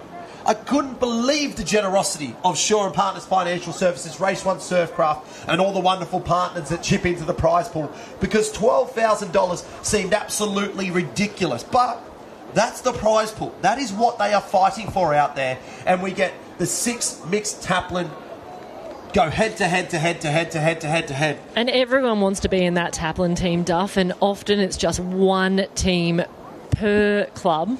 And so it is tough for some of those, especially some of those big clubs that have a lot of names, a lot of competitors, who will be lining up for this A Taplin team. Well, that's right. It's hard to pick your athletes in the A Taplin, and I know you part of the coaching staff at BMD Northcliffe. Not it's picking. Extremely hard. I'm not picking. You take this step back. Do not I don't want add to part me of into this. that. Nope. It does not have anything to do with me. Nope. But the clubs, they roll deep, they run deep. It is hard for them to sort of pick their teams. But when there's $12,000, you want to get it right. You want to have that there. And it looks like we can see that potentially we're going to have a start, the open mixed taplin very, very soon. And then we might come back for the presentations after. So for this open mixed taplin, it will be swim, ski and board. There will be 1 male and 1 female for each discipline. Ladies and gentlemen, if you turn your attention to the presentation area with the presentation for the Shaw and Partners Financial Services Shannon Eckstein Ironman Classic Mixed Youth Taplin Relay. Presenting the checks and trophies is Earl Evans, CEO of Shaw and Partners Financial Services. In 3rd place, Coogin Headland.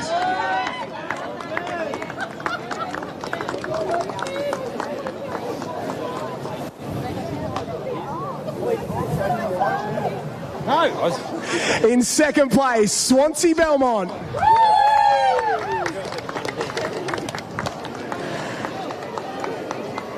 And in 1st place, and your Youth Mixed Taplin Relay champions from the Sunshine Coast, Alexandra Headland. I love you, Clyden! Ladies and gentlemen, please put your hands together for your Mixed Youth Taplin Relay champion and place getters. Guys, jump on down here quickly. We'll have one quick chat. Talk to me about those final leg, that final board leg. You were close. You blew it out of the park. Yeah, I really had no idea where everyone was. I got to the first hand and couldn't see anyone, so I just kept paddling. And then, yeah, coming in, there wasn't many waves, but got there. How does Alexandra Headland do it? The best. Oh, I love it. Keep it simple. Ladies and gentlemen, Alexandra Headland's your junior mixed taplin relay champions. Thank you, Joshy. and Taplin Town. They do it once again. Alexandra Headlands, they've got the saying, we just get Taplins, and they have the opportunity right now to get more Taplin silverware up there, put it in the Bluff Bar and party all night long. But they just get Taplins, and they are unbelievable at it. We've got in the water right now the open mixed Taplin. Like we said, 12,000 points, $12,000 up for grabs for everyone involved here. So it's basically you want to be in here because that prize money is too hard to knock back. And it looks like the home club, BMD Northcliffe, off to a fast start. And I'm going to say that might be Ruben Reese, who's been swimming unbelievable at the moment, that he's got himself out in front for his club there and trying to check down the line as well. We see a few more down underneath, diving there. But I reckon it's a BMD Northcliffe, and I reckon it could be Ruben Reese. Yeah, I think you're right, Duffy. It looks like Ruben Rees, the long, strong stroke of Ruben Rees, and he's pulling ahead of the other competitors. So we've got a few other teams in the mix there. It's generally the same big ones that we see time and time again in this open Taplin. It looks like Burleigh. We've also got Newport and Alexandra Headlands as well. Yeah. Ruben Rees is an Australian open water swimmer, so if he's already got a lead now and he hasn't even touched the first cans, you don't want to let him get away too much because he's certainly got a huge back end of a swim leg. Well, I'll be honest, I was surprised to see Ruben Rees on the run, swim, run podium this morning, not because of his talent, but I wasn't sure he was still swimming and still in the sport. A little fun fact is I actually taught Ruben Rees back at our Burleigh Head State School. So really? I knew him as a young 10-year-old and obviously saw him swimming at swim carnivals back in the day, and that he went on with it for a little bit, but I thought he was actually lost to the sport. So I was pleasantly surprised to see him back in the mix and obviously swimming as well as he is, that he's still there and he's still got it. A 10-year-old, Duff. You've been teaching for a while now. Don't bring me into Paulie's era. Don't do that to me, Haz. That is just cruel. You're older than Jesus, Duff. Come on. Don't be modest. Well, I was around there when they were rubbing sticks making fire, but not older than Jesus, that is for sure. But Ruben Rees, or at least BMD Northcliffe, have hit the front, and I think they're in behind potentially there. Cooper Williams of Alexandra Headlands and Connor Maggs of Newport. You can see the yellow caps coming into the play. Redhead there, Dan Collins, the pink goggles of him. He's just in behind the blue and the yellow stripe. Burleigh Heads, Mowbray Park, they go around in 5th spot there, and Mermaid Beach round that out in 6th, so the top 6 there at the moment, but it's BMD Northcliffe that is shot away. We haven't seen a win from Redhead in this Taplin, so Dan Collins will be really trying to pull to the front here and see if he can rally for Redhead there. Does have an amazing swim leg in him, Dan Collins, but yeah, I think at the moment it's hard to, would that be Jimmy Kosh from Burleigh?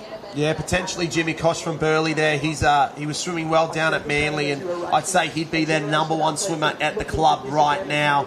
But BMD Northcliffe, look at the lead they've got. They're coming into the wave zone now. The history of this event, in all the runnings of this event, through all of the titles and the eras and the series of it. Oh, wave out the back. We'll come back to that. Set out the back. Could be a leader's wave. Needs to kick down that one. Phil's in on him there. He does a backstroke. He has a look out and he sees the rest of the field potentially come on through.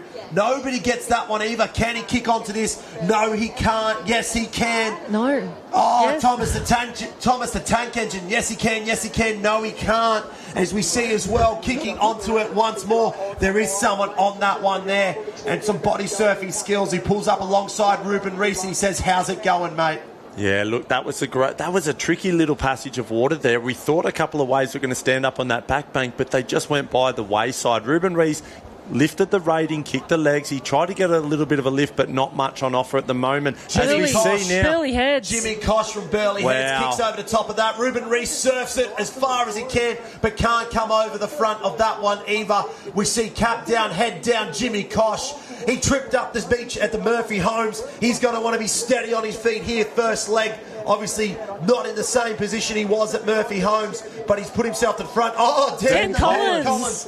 Hey, we know there's a bump in the ocean. He's going to find it similar conditions to what he won his Australian Ironman title in those pink goggles. How did we miss those? Oh, we're cursing ourselves here in the studio. Oh, what a body surf from Dan Collins. He just milked that all the way through, and he's standing up. He's getting his legs pumping. He's going to be wanting to extend this lead as far as possible. That was such a great body wave by Dan. Yeah, great opening swim leg for Dan Collins there and the Redhead team. He'll be running around now to make his tag, as we see now. Second place. We can't quite see what club is on screen at the moment. They're just running around as Dan Collins goes away, makes the tag.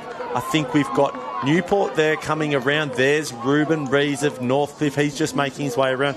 And Jimmy Kosh in just behind. So they might be second, third, fourth, those guys. And whoop, there's I just saw Alani Pallister running past camera. That's a scary thought. So she actually ran up a little bit higher to tag earlier, so she gets more running than her competitor. So she's super keen. She loves these taplins, and it's really interesting. A lot of these swimmers and specialist board and ski paddlers, as we see Maroochydore being tagged and running around, some of them will be quite rested. They may have only done their swim or their board or their ski, whereas some of them have been doing the iron races and multiple other races today. So that will also make a decision on who's picked in what leg for this taplin as well. But it's all Redhead at the moment. Yeah, Redhead out in front. The Novocastrians out of Newcastle there. But the big one was taking third position, Lani Pallister.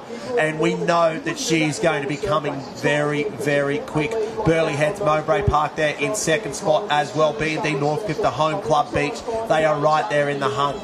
But the length of this swim is going to play into the hands of Lani Pallister. She annihilated the individual surf race earlier. She left everyone in her wake, and she is the ultimate trump card in these mixed taplins. She is someone that can bring you back from the depths of despair and put you right up to the front of this race. And at the moment, she's been tagged in a formidable position. Cooper Williams doing his job, his part of the race to put her in a chance, and she has gone straight to the front. She has gone straight to the front. Look how strong she is. That would have been so hard as the swimmer from Redhead, knowing that Lani Pallister is being tagged not far behind you. And you can see Naomi Scott there. Her goal for this, when she knew where she was going to be tagged, is to sit on Lani Pallister's feet. Lani Pallister is generally a faster ocean swimmer, but Naomi Scott loves to try and stay on her feet there. What we didn't see in the individual swim was Naomi Scott. She would have been saving herself for the Ironwoman. And there has been only one lady, one female that has come close to Lani Pallister over the last 3 to 4 years of the Shaw & Partners World Ocean Series, and that one person is Naomi Scott. She would be flying high with confidence right now after winning the Shaw & Partners World Ocean Series Ironwoman title, the Subaru Crosstrek. If there is anyone that can stick it to Lani Pallister right now, it is Naomi Scott. Well, we saw how impressive Naomi's first leg of the Ironwoman was, wasn't it? That was where she really made a mark and put herself at the front of the race.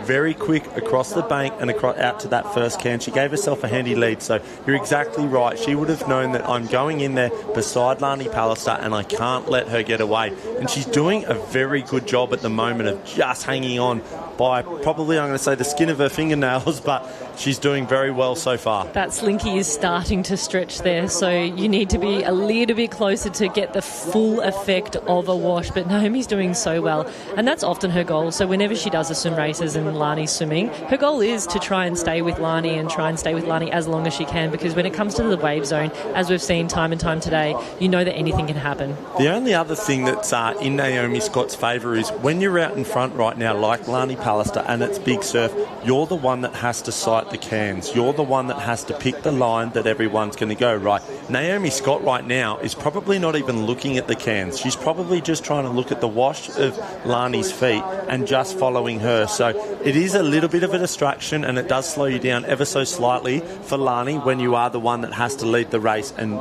take the best line to the can. And well, at this point of the surf race, Lani Pallister had actually dropped everyone and left them. So Naomi Scott is doing everything she can to hold in there right now. And I would say that she's doing exactly the job that her club, B&D Northcliffe, need her to do. Yeah, look, an incredible swim now. The two of them, Lani and Naomi, have stretched out a nice little lead from third and fourth there at the moment. But Lani Pallister is around. Naomi Scott has just rounded the can now as well. The girls are making their way back to the beach, and it's certainly still very close enough. It's very competitive. And it's interesting there, Lani Pallister turned and is heading straight back to the beach, whereas Naomi Scott is heading a little bit further south. So maybe Naomi Scott's seeing something that Lani didn't see, or maybe vice versa, but they love how they make different decisions. Yeah, look at that. We're trying to get a nice little drone view there now. We can't see any waves, any sets at the moment, but they're certainly well and truly in the impact zone at the moment. The girls will... That lead has just stretched. I was about to say the same thing. It's Massive. unbelievable how quickly that just stretched. Naomi Scott was on her feet as she turned the first World Ocean Series can. By the time they turned the second, had a little bit of a swell behind them. That lead has opened up to 30 metres. That happened in the blink of an eye. I thought that Naomi Scott had done enough to keep with her, and then all of a sudden, Lani Pallister's out the back though. We've cracked waves from out the back. I reckon it might be a mermaid. Beach, potentially pulling down that one as well as a Burleigh Heads Mowbray Park. But there we see Mermaid Beach just cracked that one right there. Picks it up broken as well, so great bit of surf skills. Sorry, apologies. It's Emily Hollyman of Surfers Paradise cracking that one there. Her little fluoro pink cap has come to the front. I reckon it's Surfers Paradise, Emily Hollyman. But Lani Pallister, just unbelievable how quickly she opened up that gap. Yeah, she really did. And those other... Look how far she is to the north. So you can see her in the top screen there. And down the south was the BMD Northcliffe cap of Naomi Scott. And Lani's just trying to get down one of those waves. These waves are really tricky to catch right now. Yeah, they've really started to fill in now. They're all over the place. It's hard for them to get a good read on where to go on their way back in, but it's a very long swim, isn't it? You've got to say, they've been out there for the best of 4, maybe 5 minutes. That's a tough swim leg. Yeah, the swim definitely looks like it's the longest leg of all 3 disciplines, because it is the slowest leg. You're swimming a lot slower than you are board paddling and ski paddling, but also sometimes it's hard to catch these waves. A couple of these girls now just starting to pick up a few little whitewash waves. If they can milk this in a little bit further, I think they might chip away at a little bit of that gap, but Lani Pallister is up and running. She's hit the sand. She can wade. For a swimmer, she can wade and she can run, and I'm always impressed by that. Yeah, it's unbelievable, the athlete that she is, and I think we do forget that at one point in time she was in the professional Ironwoman series as a 17-year-old, and so she has been an absolute freak along the way, and so we can potentially see her don the Ironwoman togs once again after post-2028. I believe she told Josh earlier, but we can see it's probably not the advantage that I thought she might have had coming out of it. We can see Claudia Rose Slavin has had an unbelievable swim to put herself right there, as has Naomi Scott. The way that Lani Pallister has been swimming, I thought that this lead might have opened up quite tremendously. It has. It's about a 50-metre lead, but it had potential to be 100 metres. And she's tagged J-Mo Porter. So J-Mo Porter is the men's ski, or current today men's ski race winner. So she has tagged the fastest ski paddler on the beach for today, which is going to be really hard to beat. It's a very handy team, isn't it? It is. Oh, you look along the depth of Alexandra Headlands, and then it's a scary thought to see that they're winning the youth taplins as well. Just the depth in the club of Alexandra Headlands at the moment. But just on screen there, we saw Benny Carberry getting tagged, and he is the current Australian ski champion, as is Riley Fitz getting on his ski now, Olympian. So, look, there is plenty of pace in the men's ski leg at the moment. I love seeing Riley do some bunny hopping across the bank. Riley wouldn't have been doing much bunny hopping practice, especially on his ski, but he did it so well. Yeah, he did. That was George Wenman making that sideways. So I do apologise. I had it right the first time. I swapped it over to Surfers Paradise. I should have stuck with my gut. It's never led me astray once. But it's Benny Carberry just coming to into the mix there as well. But the man to chase right now, J-Mo Porter, has been the fastest man on the ski. He was the ski champion from earlier. But Benny Carberry, again, would have been saving some bickies for that Ironman. So we're going to see a fresh Ben Carberry, or as fresh as we might see Ben Carberry, come to the front. But J-Mo Porter has cleanly gone through the break, as has Riley Fitzsimmons. He's out there as well. But J-Mo Porter, he's at the Shaw and Partners turning cans. I would say he has a 100-metre lead. He has a huge lead. Can Alexandra Headlands go back to back with the juniors and then the seniors? I saw Jack Hansen this morning. He was just sitting there quietly by himself in the corner watching the ocean. Has he helped them navigate the shore break by giving them tips on the way out? It looks like he has at the moment, Paulie. I can't even see where the second position is. Yeah, look, it's hard to get a read at the moment, but look at that beautiful view there. Jamo Porter just rounding the last and final cairn, making his way back to the Gold Coast beaches. He is absolutely flying. Look at that rating. He's just pulling so much water, getting the best out of every little run. He has a little glance over his shoulder there. He's going to get every little bit of a runner here, and it looks like there might be a wave just building up behind him as well. Yeah, he's just on the top of the bump right now. It looks like he's going to find a little wave, but look at Benny Carberry and Riley Fitzsimmons. They are the chasers. They are the ones that are trying to bring the gap back to Jamo Porter, but he's found a nice little bump. It's all about course navigation, and he's on the back of that little swell there, so no risk taken whatsoever. And we saw that in the ski race as well. Jamo actually took the line where the wave was breaking a lot more calmly, and so you can see he's actually sitting there kind of trying to make those decisions, because you don't want to be where the wave's going to dump, which looks tricky for Riley. Puts the brakes on right now. He's in a treacherous spot as Benny Carberry surfs down one here, but Riley Fitzsimmons has to sit and wait, has to try and just terrible spot to be, and that is the worst feeling as a ski paddler right there. But it looks like Benny Carberry's found a way through, as has Jamo Porter. So at the moment it's Alexandra Headlands out in front, Benny Carberry there in second position, and Riley Fitzsimmons, after throwing the legs over, he's found a nice little wave out the back as well. But it's the Alexandra Headland crew, Taplin Town. They've won 4 of the 9 races so far. Can they make it a perfect 50-50 and win 5 of 10 here for the Friday shootout at the Shore & Partners World Ocean Series? It's the Shannon Eckstein Ironman Classic. It's day number 1. It's grand final day tomorrow, and you can't be more excited than that. Yeah, look at this. Jamo Porter, he loves to race for Alexandra Headlands, doesn't he? The way he just hit that transition, as does Benny Carberry. Absolutely flying now. He's made the tag. It looks like it could be, is that Emma Woods? Might be Emma Woods getting tagged there now. Benny Carberry is absolutely motoring. He has seriously taken off some big meters again from the Alexandra Headlands Club as he makes his transition tag. And Benny has just tagged Janaea Massey from Burleigh Heads, who was our ski champion, or is our ski champion today at the Shannon Eckstein Classic here at Northcliffe. So Emma Woods, she will be really wanting to try and put the pedal down now to get out the back of this break, because the girls are coming. Yeah, look, that is a tricky position to be in right now, isn't it? When you're the hunted and you've got the target on your back, you're heading out in the surf, as we see there now. Riley Fitz goes down, makes the tag. Emily Doyle heading out for Northcliffe. They're still in the mix at the moment, but they've got to do some work. They've got to get a little bit of luck at this point, I think, if they want to get back up towards the front. There's still 2 legs to go after this. So this is the female ski. You see Gemma Smith being tagged for the Newport Club. She is a really strong ski paddler, so she'll be trying to make some gains here, as we see Surface Paradise running around. But it is Alexandra Headlands currently in the lead, with Emma Woods paddling the ski. And there's 2 more legs to go after this, 2 more board races. Upside down, Janaea Massey. That is not where she wants to be right now. She's trying to chase down Emma Woods, but upside down is the wrong way to be. Janaea Massey running into a spot of bother. Just tagged off the beach was none other than Ali Clark, Paris 2024 Olympian. But I can see Mermaid Beach start to make a move. Waves on the horizon, though. She's going to have to go. Bonnie Palmer needs to pin the ears right there and get up and over. A bit of airborne there for Bonnie Palmer as she climbs that mountain. Janaea Massey back into it, but we're seeing a great race put together here by the Mermaid Beach Club. Yeah, great result for Mermaid so far. They've got to sit tough. Only the 2 board legs to go, and they've got some pretty handy board paddlers. That'll be a great result for Mermaid.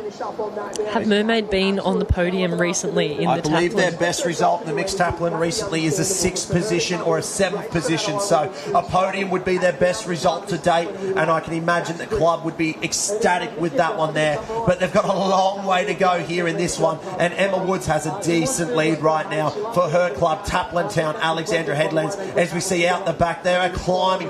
It looks like it's turned a little bit offshore. Yeah, a little bit now. You can start to see that spray coming off the back of the face. Maybe it has swung a little bit to the west, a little bit offshore, but look, they're still standing up. They're still very, very heavy and tricky for the boys and girls on that bank at the moment to navigate. And Emma Woods is looking around. She just wants to make sure how far a lead that she has. And Emma Woods has really good surf skills, so on her way in here, she'll be making sure that she's picking some really good runners. That is not as big a lead as I imagined it would have been. I thought Emma Woods would have had a bit of time, but you can see the girl girls at the top of the screen, just rounding the apex. It's Janaea Massey, your ski champion from early, and Bonnie Palmer, who has the world record for circumnavigating Australia on an ocean ski. So she's my idol. These treacherous conditions, she can handle this every day of the week. She did it with crocodiles chasing her through the Bass Strait, so she can do this easy days.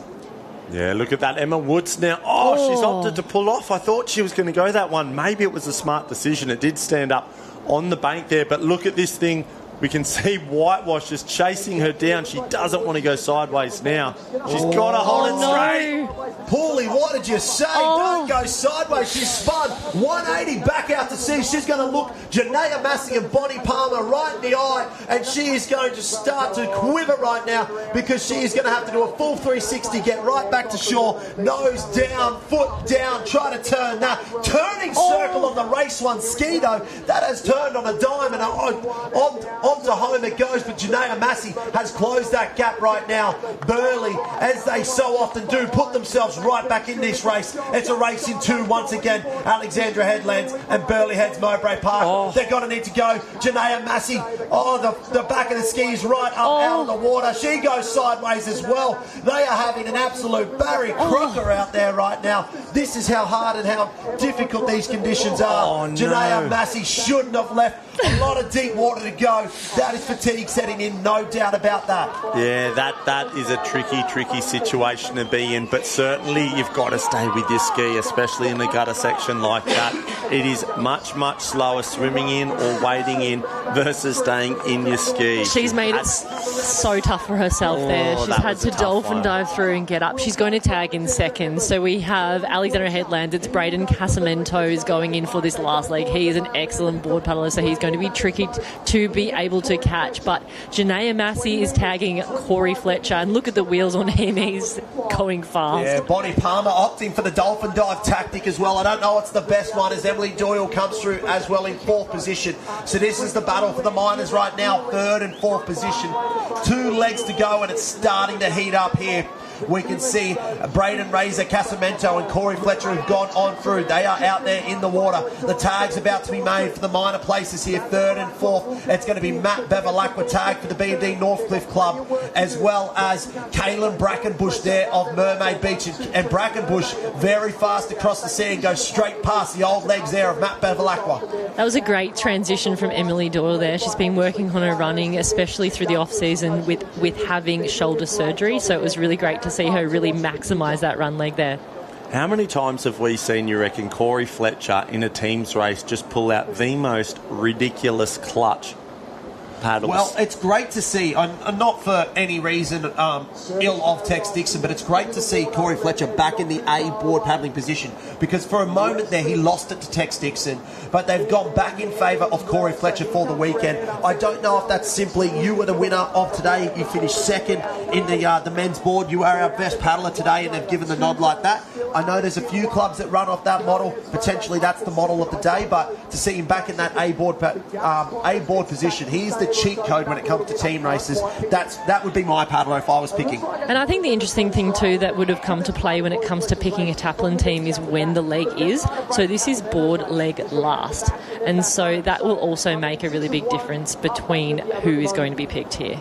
Yeah, definitely. It's all about timing, isn't it? You know how big, I mean, he's electric in the water on the board, but he's equally or probably doubly impressive on the beach with the sprint finishes, Fletcher. So, look, we can see now Braden Casamento just had a little bit of a look over his right shoulder. He saw Corey Fletcher, and that would put the fear of God in you, seeing that bloke behind you, knowing what his run leg's like. So, look, they're going around now. Alexandra Headlands in 1. Braden is up on the knees and rating through the roof. He's certainly not going to hand it over to Corey Fletcher. Yeah, Braden's staying on his knees through there. A lot of them actually lie down on their belly across the back. As you can see, Corey Fletcher is there just giving their legs a bit of a rest, but Braden was really up on his knees there, and he's getting that rating up, and you'll see he's really trying to get down here. The rating's up, just missed it. Just missed that little bit of a wave then. He'll be wanting to chase every little bump in the ocean at the moment, as will Corey Fletcher. Let's see. There he is. He is making the habit of this, of finding a wave and getting down it, but he misses that one, not quite. Braden Razor Casamento Casamento. We just have to flash back to the Hayden Kenny Classic where Corey Fletcher flew from the clouds to come home and take the victory there. But Braden Casamento has found that wave. Corey Fletcher will be on the next one, and it is sizable. So this race is far from over. We are going into the final leg. It's going to be the board leg. It's going to be Hannah Scully for BMD Northcliffe versus potentially Grace Harris of Alexandra Headlands. I'm not sure who would be on the board, but Corey Fletcher, he missed the first wave, but that second wave, it looks like it's going to double up. It looks like he's going to join right up next to Braden Casamento. Yeah, it's going to run over the top. And it's going to be a race in two again. Oh, isn't that heartbreaking when you get the wave in front of your competitor only to have it double up and come over the top of you right in the shore break? That was textbook from Corey then. He probably had Cruz McKee do it to him earlier today. He just nailed that, didn't he? He picked the board up, but look at this. Braden Casamento, he is very, very quick up the beach as well. Corey Fletcher just getting the edge on him at the moment. So Burleigh Heads in the lead with one leg to go. This is a ding-dong battle right here, and I love to see Corey Fletcher pick up that board and go, because Cruz McKee didn't quite get there, and it's Lily O'Sullivan there of Burleigh Heads, Mowbray Park. She sets off the beach. She's the world board champion, and right next to her, Alexandra Headlands. Mia Cook. So it's Mia Cook. She's just moved up from Warrnambool. So Braden Casamento also from Warrnambool. So the two board paddlers from Warrnambool, now Alexandra Headland, are finishing off in this Taplin relay. But Lily O'Sullivan. Backwash that's coming in. They might be able to get that little backwash as Matt Bevilacqua comes up in third spot. Mia Cook's on this right now. She's got to get this little lift. She's got to go. She's gone straight past Lily O'Sullivan, the backwash. We see that over in WA quite often, and that is a little advantage there to Mia Cook. We love to see a bit of backwash there. Very, very synonymous with the Perth Aussie titles, when if you can get the backwash, you can almost set your race up. If you miss it, it's almost race over. I was not expecting that in the final leg of this mixed Taplin to see a backwash there. I absolutely love a backwash. It doesn't come very often here at Northcliffe, but when it comes, you need to capitalise on it and make the most of it, and it looks like Mia has now. She's just in front of Lily O'Sullivan, but they're heading to the wave zone. Gets the nice little ramp up there as well, but they're in the wave zone right now, and there's turbulent water everywhere. Yeah, they're doing very well at the moment. Mia Cook just popping that waves and getting down onto the belly, whereas Lily O'Sullivan staying up on the knees. They're coming alongside each other, which I think is a smart tactic. I would wanting to get onto that side wash and Mia to try and use as much of Lily Sullivan as she can. There's a bit of a set coming through. They're just finding the gap. Mia Cook was just clipped a little bit more than Lily O'Sullivan, so Lily O'Sullivan has just made it out the back, and Mia Cook is wanting to try and tuck in beside her. So as we can see, so these are the leaders. It is Burleigh Heads, Mowbray Park, and then second is Alexandra Headlands. There's a few paddlers just in front of them. They will be the boys from some of the other clubs going around. So this is our leaders here. It is 1 and 2, Burleigh Heads and Alexandra Headlands. What a paddle from these two. We went to the history of the event. The mixed Taplin has been 4 clubs that have won it: Burleigh Heads, Mowbray Park, Newport Beach, BMD Northcliffe and Alexandra Headlands. And it looks like, again, it's going to be one of 2 clubs here that win it once again. Bringing that list does not extend past the 4 clubs ever in the history of this event. And they are almost splitting the odds right now with Lily O'Sullivan and Alexandra Headlands. I think they are 1 apiece this year. Yeah, it's been some really, really close racing, 1 apiece in the Taplins, and it's down to the final leg here. And we love to see a sprint finish. I know these girls probably don't love a sprint finish, but Lily O'Sullivan on the board for Burleigh is the current world champion. And then Mia Cook from Alexandra Headlands is an up-and-comer. The boys are in the way. That's a Half Moon Bay. No. That is a round on the bar there for the young man of Half Moon Bay. He will be absolutely scolded for that, because that might have interrupted the entire race. Lily O'Sullivan, though, has come through the wash right there. Mia Cook also just starting to work. She's had a tremendous season. She hit the professional ranks. Look at this. They sit up. There's a set. Wave out the back. Of course there's waves out the back. We want more. Oh, look at this. The way they're dropping down that wave on the back straps, girls. That was fantastic there.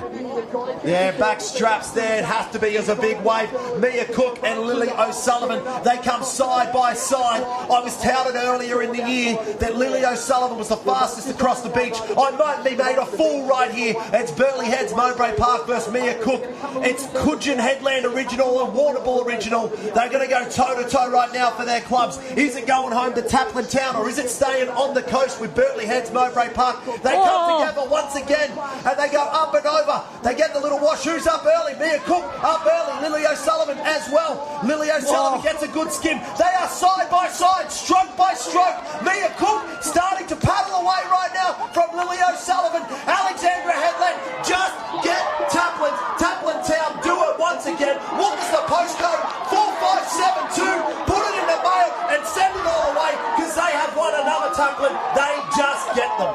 Wowee, what a finish, what a race. That was unbelievable from Mia Cook then. Lily O'Sullivan, I dare say, with her resume of board paddling is quite intimidating, but Mia Cook just absolutely went shoulder to shoulder with her and didn't give her an inch. I was so impressed by that. Lily O'Sullivan, as you say, quite the resume. She was also really asserting herself there. And Mia Cook, she finished Year 12 just last year in Warrnambool, has moved up to Queensland, and she has just shown everyone that she is a board paddler. She has the confidence, and she has just helped her team, Alexandra Headlands, to win that Taplin. Alexandra Headland have had some sort of day here at the Shaw and Partners World Ocean Series.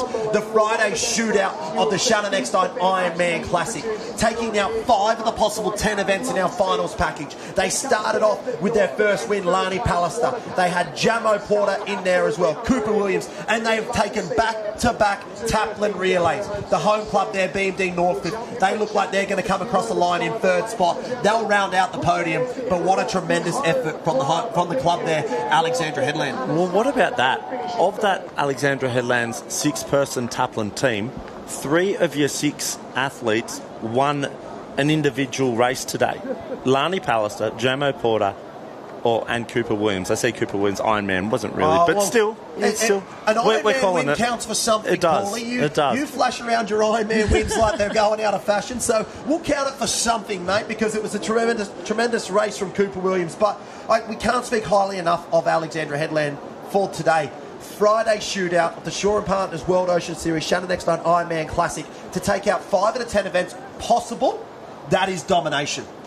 That really is domination, and it's so nice to see all of them congratulate each other. It's been a massive day on the beach. They've been racing all day since about 6:30 this morning, and it's so nice to see them all congratulate each other. This is going to be, they generally like to talk the talk after they've walked the walk, and I think Joshy's on the beach with Taplin Town. I don't know, are the bells ringing down there, Joshy? Yeah, they are ringing down here. Thanks, Duff. And I am with the lady who got that done in the end, Mia Cook. Talk to me about the pressure going in, final leg, final race, getting it done against somebody like the world champion Lily O'Sullivan. Yeah, obviously I was so nervous, but I knew that everyone else worked so hard to get me into that position, so I just had to leave everything out there, and I just wanted to do my best for Alex. When you got that wave, we thought she was going to bully you down the beach a little bit, and then all of a sudden, out of nowhere, a little bit of fire, and you cut back across and got it done. That finish was absolutely textbook. They'll talk about it for years. Yeah, no, I was honestly a little bit confused coming through, but as soon as I hit the little bank there, I just knew I had to go, and honestly, probably the first sprinter at the beach I've ever won because I just had to get it done for Alex. What does it mean to this club? Oh, it's everything. Taplin Town. Oh, we love it. We love to hear it. Ladies and gentlemen, put your hands together for your Taplin Relay champions, Alexandra Headland. Unbelievable way to finish the Friday shootout of the Shaw and Partners Shannon Eckstein Ironman Classic. Day 1 of the doubleheader has delivered on all fronts. We now turn our attention to the grand finale, the big one. $25,000 goes on the line for the Ironman and women tomorrow, as well as 1 Subaru Crosstrek, because Naomi Scott has already secured the keys to the pink one. She is taking that home tonight. But we see the race go as now stepping up onto the podium it looks like we get the replay there. It's coming down to these final moments. Braden Casamento rolls on through. It's Corey Fletcher and him side by side, and they tag the girls, Mia Cook and Lily O'Sullivan. They hit the water, and they have all of it to do in front of them here. We can see you go next to the World Board Champion, a young girl from Warrnambool, Victoria, only just finished grade 12. You see Half Moon Bay just want to get their TV time. I get it. It's the glitz and glamour of the Shaw and Partners World Ocean Series. I want my time too. But then we come down to the sprint finish. Over the first bump it went, and the bunny hop across the skim, and it was Mia Cook. And looks like she was going to do it easy. Lily O'Sullivan started to close on it there, but the finish line came too quickly there for Mia Cook and Alexandra Headlands. Enough time for a sneaky claim, and they get the job done. All the silverware, though, it's going to go up to Taplin Town. 5 of 10 race victories today. An unbelievable performance. It's going to be bubbles galore. Champagne showers about to flow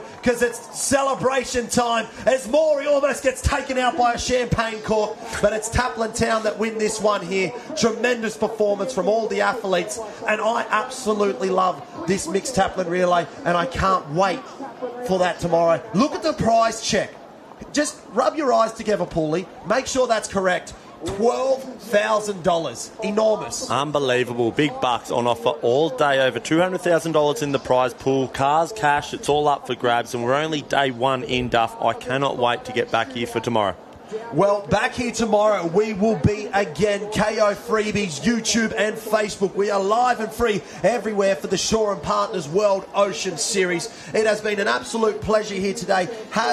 What was your highlight? Real quick, tell me, highlight. Oh, I think that sprint finish at the end there, seeing Mia get up, and so many sprint finishes, but that one was great. Paulie from the top. Cruz McKee, bang. Cruz McKee, coolest kid. For me, I can't go past Naomi Scott taking out the Shaw and Partners Ironwoman Series, and I wouldn't leave Taplin Town without mentioning Cooper Williams. What a performance. We'll be back same time tomorrow, 2 o'clock Australian Eastern Standard Time. Make sure you tune in. This has been the Shaw and Partners World Ocean Series, day one of the Shannon Eckstein Ironman Classic. We come back tomorrow and we put it all on the line. $25,000 for the winner. Until then, it's been fun.